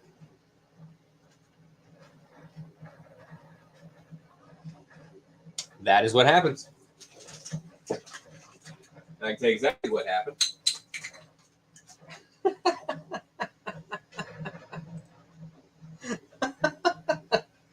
I haven't had this happen in forever, too. Here's what happens when you have a failure. And what happened was it was printing. It probably clicked the side of it while it was printing. And we didn't have a brim or anything on this. So it moved it, and then it started just printing in midair. First time I try to show something printing and it fails like shit. It finished. It's done. But, so here's what clean off the supports. Yeah, it was printing Spider-Man's webbing back there. It's the worst Warhammer backpack ever. So sometimes there's a little bit of cleanup. If you look inside there, you see that little strand going across the center. Just take a pair of pliers, pull that off. Perfectly good now. So these would have been the little thrusters on the back. Easy enough. I can reprint the whole thing again. And hopefully not have this happen. And all we got to do is just go back into here and prepare. I'm going to add a new board just to move this over. Range. Center. For some reason, the A1 Mini likes to move everything to the right. We did not have any bed adhesion. We didn't, because most of the time I don't need it. Just happened to be this time I did. So we're going to do a brim, outer brim only, brim width. I'm going to do 10 millimeters. And now when I slice it, 49 minutes, now it's going to add this all the way around it. And what that will do is that just adds a bigger footprint to the bottom so it doesn't shift. That's all it does. So let me make sure that there's nothing on the build plate. The other thing you can do to help with bed adhesion, which is not 100% necessary on these printers for bed adhesion, but what it is, when these printers first came out, they used a different bed, and the bed that they used was so good that you had to use a glue stick on it. And I'm just doing it now because I don't really want another failure on camera, because that's kind of embarrassing. But you'd use a glue stick, and it wasn't for bed adhesion like it used to be. Back in the day, you'd have to put hairspray and all kinds of stuff on the beds to keep everything from coming off. And, you know, the beds have gotten better and more advanced, but there was a time where we were using sometimes just a sheet of glass with, originally it was painter's tape you'd put down, like Scotch tape. Not Scotch tape, sorry. Masking tape. And it was so that you'd have something for it to grip. these beds, generally you don't need to do that. Occasionally you're still going to have a failure. Things are going to pop loose. So let's print this bad boy again. So again, here we are. Doing this, setting it up. It's downloading to the printer now. There should be enough silver left on that thing. I don't have much silver left in that spool. Now it's going to download it. All this is cloud-based. It goes through Bamboo servers. Yeah, see, Break It has a Tronxy printer, which is a Bamboo clone. I'm not a Bamboo clone, an Ender clone. It's an Ender 3 clone, basically. And yeah, and the build plates that he has are decent build plates, but you sometimes do still need a little extra just insurance.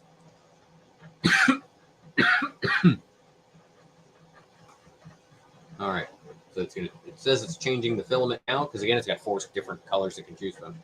Well, 3 right now. And I just happen to like silver. I think it looks best in prints. We're going to set this thing to ludicrous speed.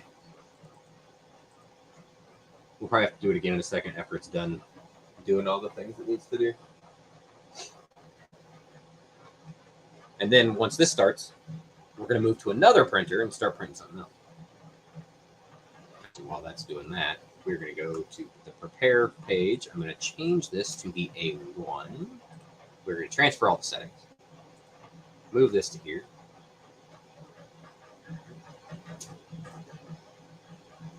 I'm going to take our new gun and drop it there.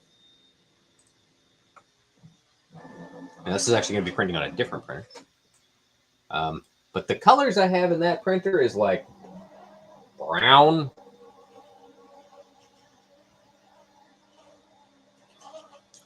You can send files and print them from your phone on Bamboo. So you can, it's not quite that simple. I can go into the app on my phone and tell anything that I've already printed, I can say reprint it.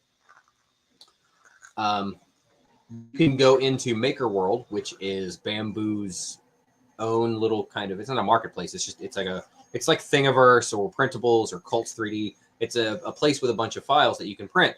The difference being you can print directly from Maker World on your phone. It will cloud slice everything, send it straight to your phone. So you don't even need your computer for that part. For some files, not all files. Some people don't upload the print profiles, which, okay, whatever. And I've done that a lot, if I'm honest. You hear the little thing calibrating now, because it does that.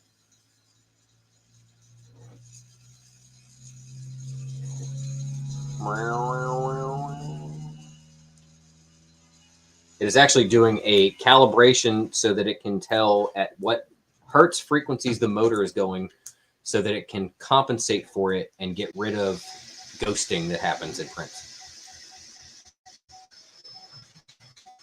Now it's cleaning itself off. See it back there.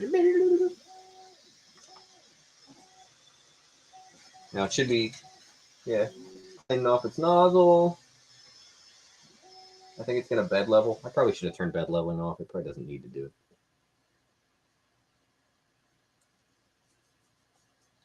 We're at ludicrous speed. I got to wait for this to change so that I can crank the temperature up a little bit. I probably actually don't even need to crank the temperature. Let's just go back over here. Let's go to the A1. The A1, which is the other printer. Oh, is it loaded full of black? It is loaded full of black. Okay. So this gun will be black. And now you can see how disgusting the side of my desk is. Let's just go ahead and turn that camera off. So this is going to print on the A1. I'm going to slice this plate. This print is going to take 22 minutes on normal speed.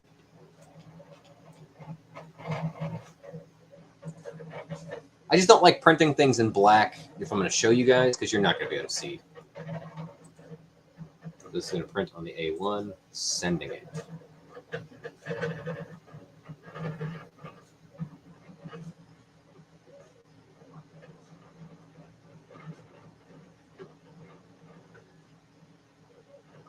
There you go. I don't even care what you guys see over here. There might be a couple of things that maybe the world doesn't need to see, but you can see my cup that's tipped over. I don't care. Like I said, I've been rebuilding this office for the last 2 weeks, and that's actually going to be my review space. Yeah, the details in black, especially 3D printed black, do not show up. Come on, homie. I want to see what's on the camera.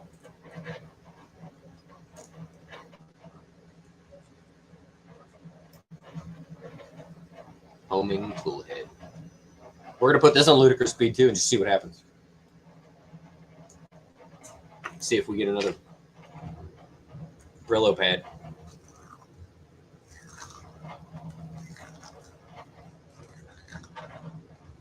I'll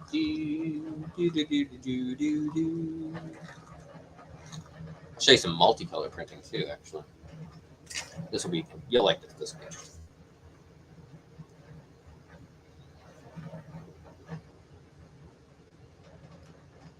I really wanted the video, like, I wish the video was working. I don't know why it's not working.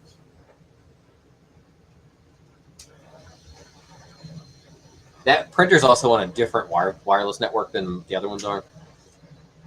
Because there's 2 wireless networks in the house. So I think I put that one on a different one. And so it's not quite as responsive on the video. All right, this is going to ludicrous speed.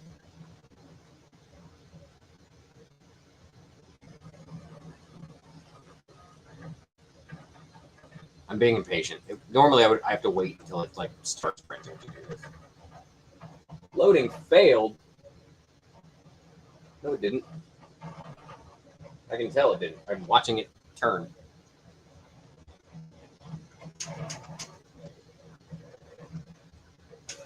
"3D print a Mega Maid," because that would sell like hotcakes.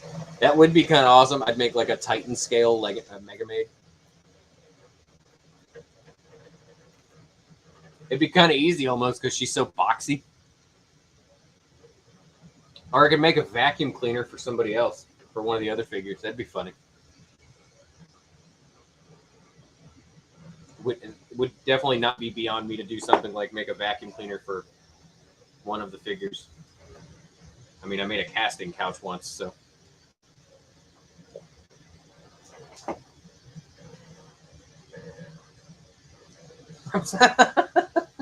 My new series, From Suck to Blow.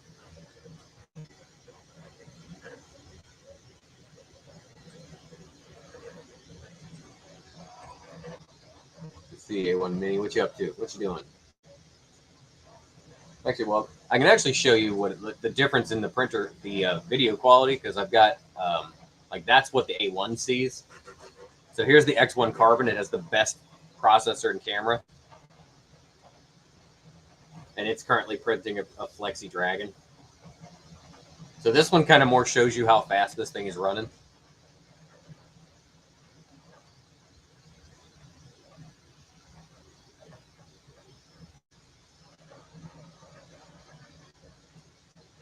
It actually moves fast enough that the camera refresh rate doesn't see it correctly. And this is a 3-color Flexi Dragon I got off Maker World, actually. So it's brown with a little bit of there's a little bit of red for the eyes, and then it's a crystal dragon. So all the crystals are being printed in a silk blue PLA.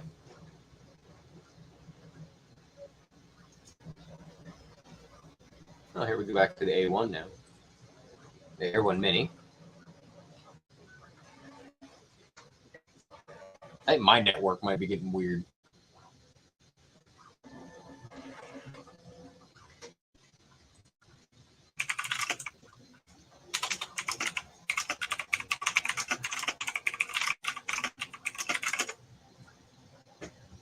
Yeah, I think my network's getting mad at me.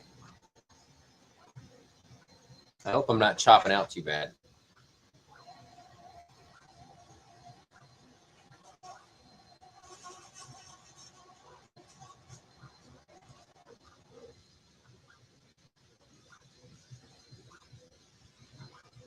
It is. It's about now. There's something that goes on. I have Verizon network. I have a Verizon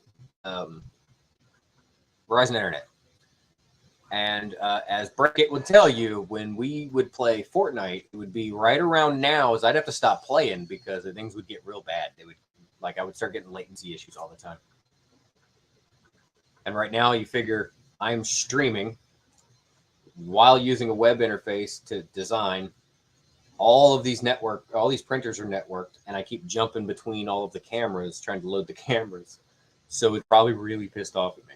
I probably actually need to just build a completely standalone network down here for all of this stuff on a wired connection to my main network. At some point, I will have to start doing that. Yeah, there's the A1 is just pumped, or the A1 Mini is pumping along making this. Let's see if we can get the video to load on the A1. Probably not going to load. Oh, there we go. There's the A1 running. It's going to be 13 minutes to print that gun at this speed. I'm going to kick this temperature up a little.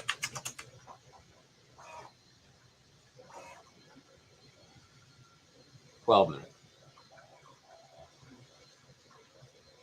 Now, if you were printing this on it's probably is there's something about maintenance on their network or something else around here that's really taxing their network. I'm not sure.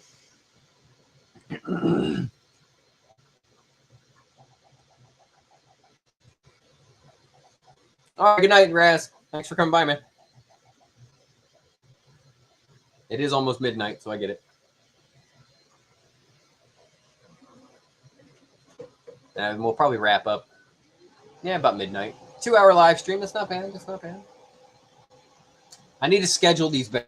I kind of just had a bug up my ass to do it today. So the only real notification that went out, and I got to do better about that, is I sent it out on Facebook and Instagram. I should have also made a post on Facebook or on YouTube, and I forgot. So it would actually tell everybody. Or I should have set up the live stream on YouTube prior to 9 o'clock when I set it up on YouTube so that it would notify everybody that there was a stream tonight. That's just my bad.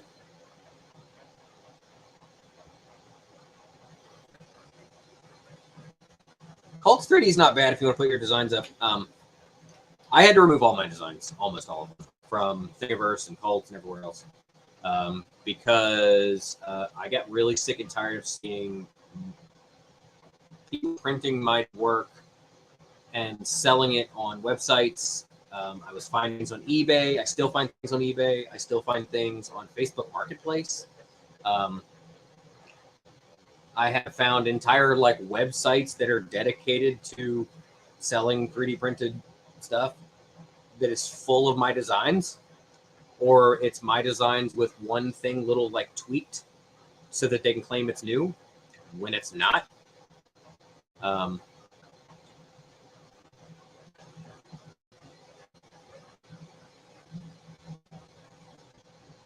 have no layers. I haven't seen a layer issue on these printers ever. Occasionally, sometimes because of the way the AMS works, if you get a bind, I have had one of the stands. The reason I don't print them anymore is I printed the whole stand. Right in the middle of the damn thing, there's one layer line missing. It clogged or the filament got stuck in the AMS and it wasn't feeding right, and it didn't print one layer. So you see that one gap, and it's just going to.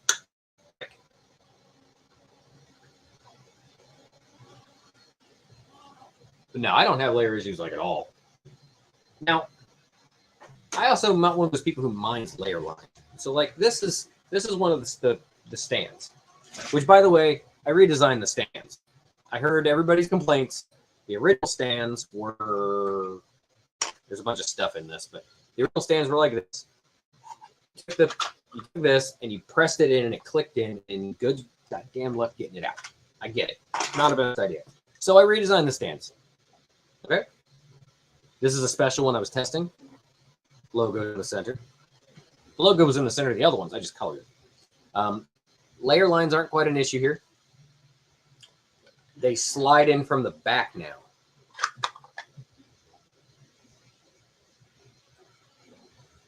and then you just pull it off. And because they slide in from the back, they still, these are the black ones a little tight. You can still stack them, and they do not come apart at all. And then you just pull them apart. So the new figure stands will be up on the site too. Well, the stands and the risers, the new improved risers. Not very many people bought the risers, and everyone had the same complaint, so I fixed them. Let's see, what are we looking like?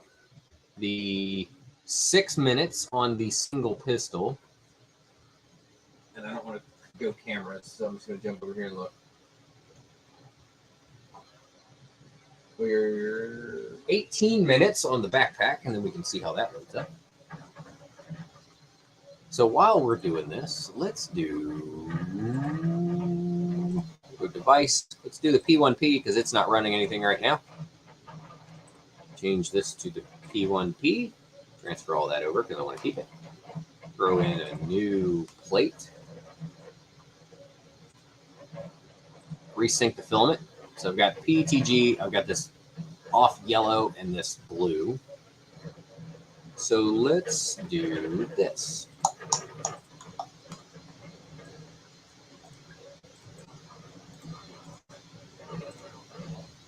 Export STL. Bamboo, bamboo. Reminds me of the old Yahoo commercials every time I say it. Bamboo. All right, so right now it's going to try to default to printing in PETG.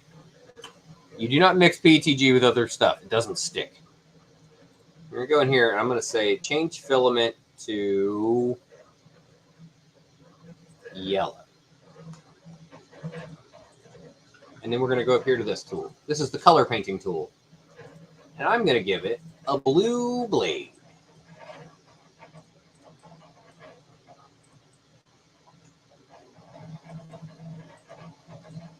So now when I print this,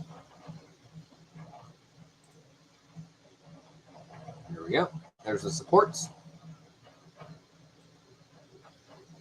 handle, guard, and the supports, and then blue blade. So this is actually going to go to the P1P, which is not printing anything right now. I'm not even going to bed level it. I'm just going to fire it off and tell it to go. I want to see how fast I can print this. This should print fast as hell because it's not very big at all. Yeah, it says 16 minutes, but we're going to put it ludicrous speed, and we're just going to keep rolling. See, I wonder if I can get 3 things printed and shown off. Yeah. Whatever time, it's almost midnight. We're going to go until these finish. So this is the P1P. The side panels I printed, they're enclosure panels that I printed because the P1P originally had no enclosure at all. The P1S is enclosed. So it's the P1P with the outer enclosure and some extra features. It's not quite on par with the X1 carbon.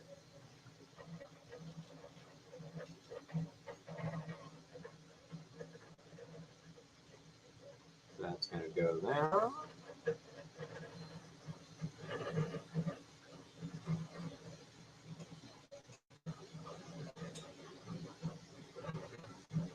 So you got what, 6 people here? Thank y'all for hanging out tonight. Again, next time I'll do a better job of like announcing. And I think I'm going to go back to doing these. Like I'm going to do one like once a month. I can't do it every week.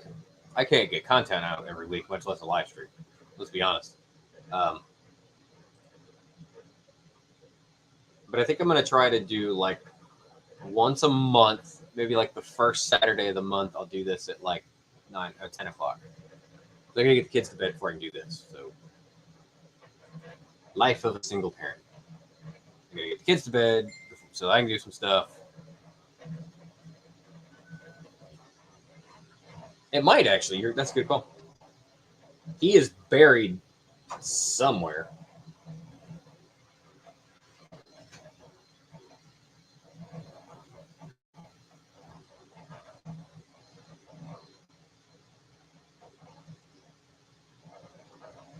Break it. I just now saw your text about the camera.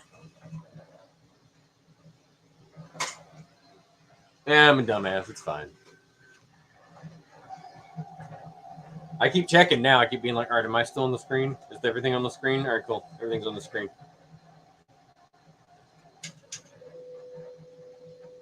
Oh, we have our first completion. Oh, wait, let me blow it up. Blow me up. All right, blow me up. Cool.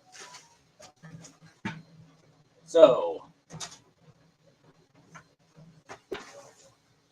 the A1, not the A1 Mini. It's still printing behind us.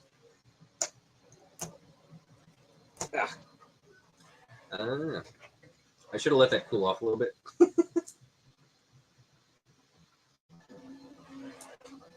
So I gotta clean the supports up on the back. I think I need to adjust my temperature settings on that because this came off very gummy, which is a little bit weird. Like it's stuck to the build plate, but then not completely. It's also my newest one. It's only been here for a couple of weeks. Like I just put the AMS on it yesterday. All right. So first things first, we have our simple little gun. So I think if we're doing all these upgrades for this guy, let's give him his gun. So 5mm port goes right in his hand. So his first upgrade of the night. We'll give him all 3 of the upgrades. That's what we'll do. All 3 of the upgrades that we're printing tonight will be for him. There's his gun. Little thick and stubby. That's what she said. But it's pretty decent. You lose a little bit of the detail, but you can see what we were going for. Again, because it's in black. Nothing I can do about that. All right, P1P, you're going into ludicrous speed. I gotta wait. So the build plates I use, if anybody is getting into printing, these are textured PIE plates. I have both the textured plates from Bamboo and I also have off-brand ones on the other ones because they still work. Hey, thanks, man. Is it because he's a rock lord? Is it because he's a rock lord? Because he's a rock lord. I don't care what anybody says. I don't give a shit that the actual reference isn't to rock lords. He's a rock lord. They even said so in the live stream. He's a rock lord. And that's why I bought 5 of them. I think it was 5 of them. 5 or 6. I don't remember.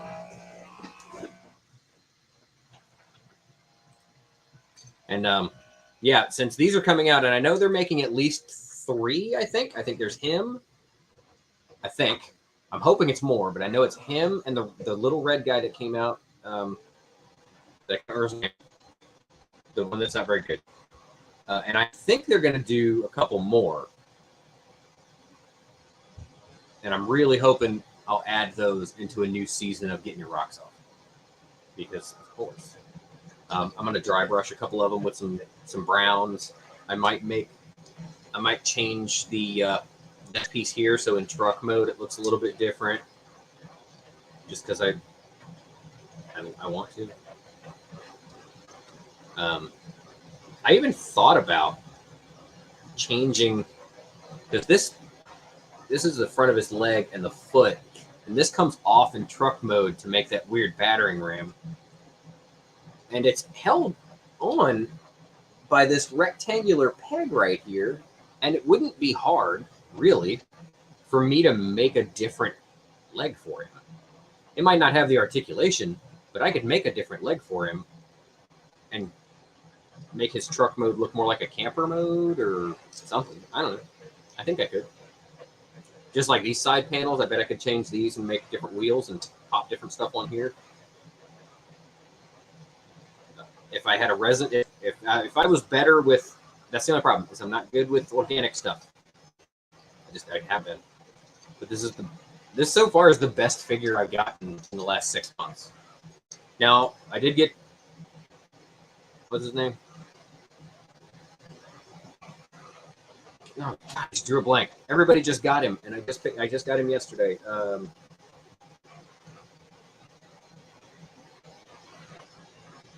The half tiger, half bird guy. I can't remember his name now. It's been a long day.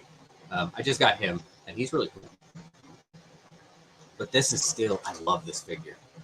This guy, I have one of them. There's two of them sitting here on my desk. One of them is in my bedroom, and then I think I have 2 or 3 more of them in boxes still until I figure out what I want to do. Tiger Hawk, that's what it is. God, my brain is not working today. Backpack is almost done. Just a couple minutes. The sword is, go back to home. The sword is printing in ludicrous speed, so it'll be about 7 minutes. I definitely need to turn this up. I know I need to turn that up because silk PLA, you have to print a little bit hotter or it doesn't like to stick to itself.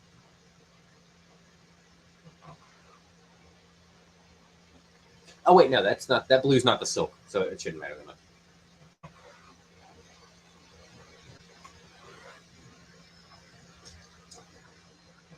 I love this guy so much. This little rock dude. Still considering buying the Rock Lord's name and just owning it and just being like, ah, I own Rock Lords. That's what I meant to. Still considering buying Rock Lords. I own every one of them, which was a. It's kind of nice if you want to be like a complete collection of something when there isn't that much of it. Like you couldn't realistically say like I'm going to be a completionist. I'm going to collect every Transformer ever made. It would take you more money than I've ever seen and would take you a lifetime to do at this point. Right? But with the Rock Lords, there weren't that many of them. Some of them were harder to get. Some of them were expensive, I'm not going to lie. Some of them were not released in the United States. I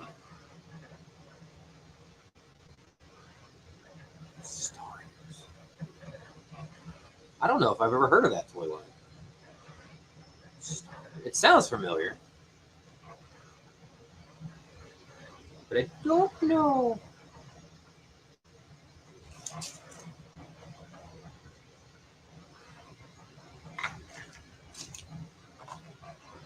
Do I have any blast effects? I have one. It's gonna look a little silly if I just have one blast effect on one side, isn't it? Oh well, my desk is destroyed, as you can tell. First time I saw a Pawn Stars episode of a guy selling a Transformers collection, I thought of you. A Zoid spinoff that got done Mythology United States. Oh, okay. I don't like the new Zoids. I don't like the way they do them now. I miss when Zoids were pilotable. The new version of the Zoids, where you like, they're big animals and you jump on its back, is stupid. I want big, devastating robots, not much bigger than my truck, so I'm going to ride on its back robots. The original Zoids cartoon, when it came to the United States in like the 90s, was awesome. The new one sucks. I tried watching it, the first episode, and I was like, what is this?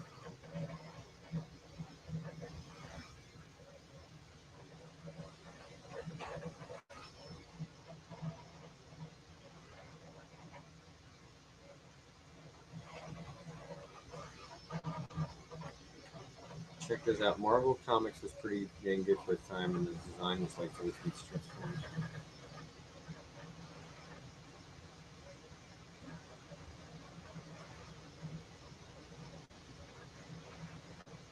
Oh, really?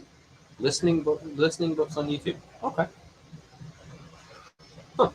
But it had its own, like, big toy line. Was the toy line very big in America, or did you have to import a lot of that?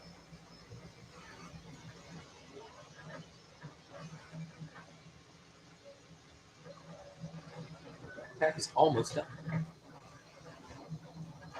3 minutes.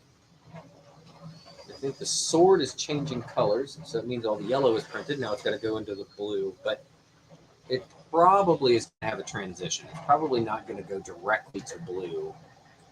I'm willing to bet if we go into the preview. No, it did. That's weird. It usually doesn't do that. Usually it tries to mix the colors a little bit for strength, but it's just straight changing the color. That works. Never had a cartoon. Oh, I just read that. I'm reading stuff twice. Once our backpack is done, we'll take a look at our backpack. Come on, backpack. I'm gonna get a copyright strike. I have all of the American releases, just 2 waves. I have a lot of the British version of the line, which was called RATS, Robotic Anti-Terrorism Squad. Okay, that's pretty cool. RATS. I bet that had like an awesome theme song too. It would be like those videos of the guy that comes in and says like, "Hey, we need a show. We need a new theme song for this show. You don't have to make it too crazy. It's just a kids show." And the guy starts playing the '90s X-Men theme song. Did okay in the U.S., but it was at the time when the toy market got flooded with so many IPs. Figures came with mini comics also. Huh. You know, another toy line I want to see come back is Exo Squad. I want to see Exo Squad come back. I don't care if it's. I would love it if it was reissues, but I want to see Exo Squad come back. Not when they did the Exo Squad Revoltech Macross. However, no, don't do it. It came loose.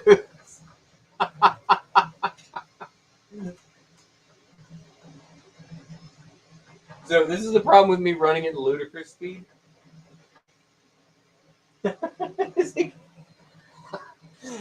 I heard it break loose, and it came off. It was almost done, so the top looks a little janky, but we can still get the point across. So remove these supports in this brim, or the edge. Now let's see if I did well enough on the ports. I did. Exo Squad, the show, was so ahead of its time with the topics that it covered, between slavery and the rights of the clones and I mean, I'm not big on politics of any kind, but like that show was groundbreaking. All right, here we go. So here, wait, let me turn this off. You don't need to see that anymore. All right, so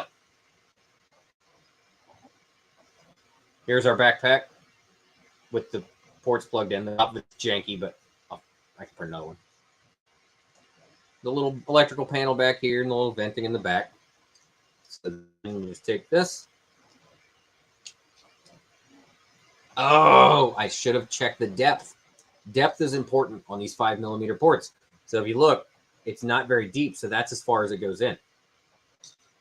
So that's something else I'll have to change. But for now, we're just gonna cut this thing off.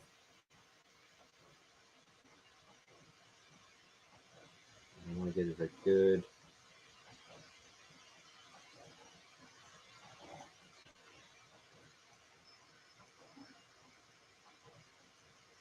I don't want to make it too janky when I cut it. But it still needs to fit in the 5mm port. All right, so I had to cut that off. But if I can get it to plug in now, I think the height works really well. And it is, I can only find one, but it is. I will have to figure out the port situation. It is Blast Effects compatible.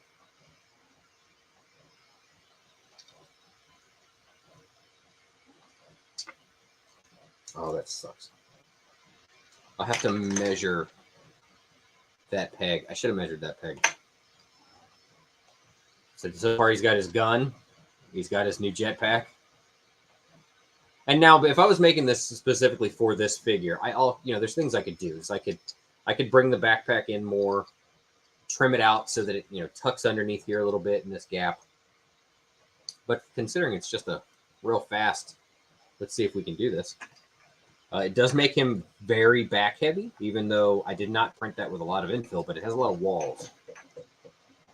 So let's see, how much longer do we have to wait for our sword?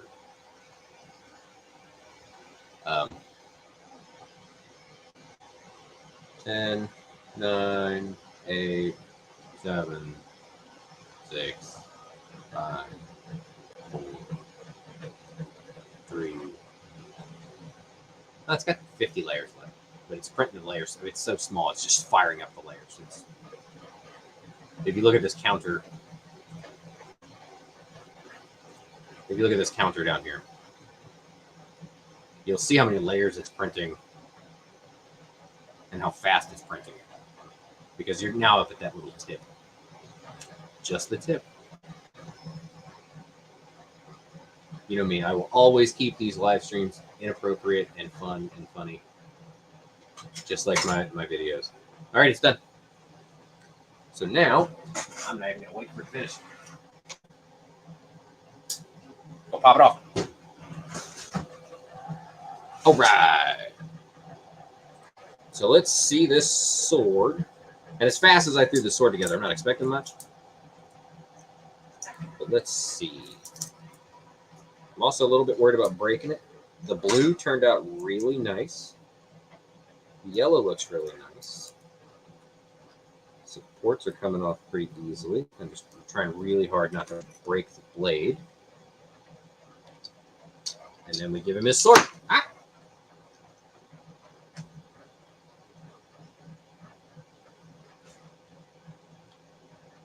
So there's the sword. Some electro, not a lightsaber action. He's got his new gun. He's got his sword.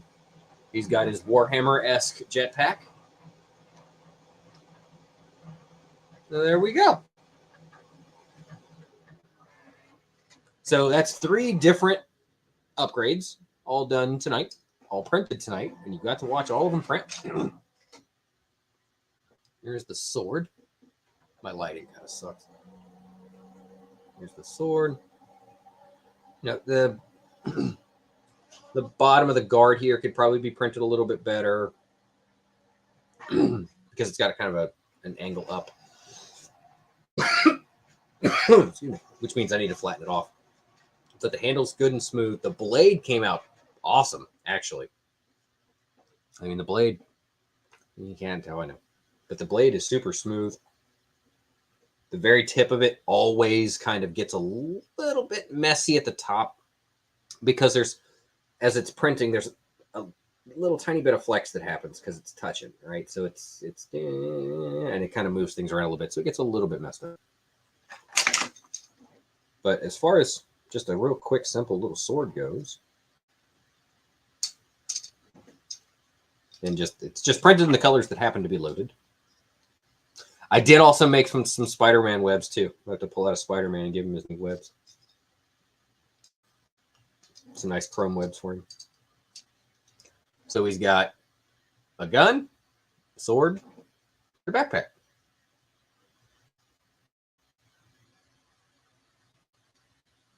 So there we go.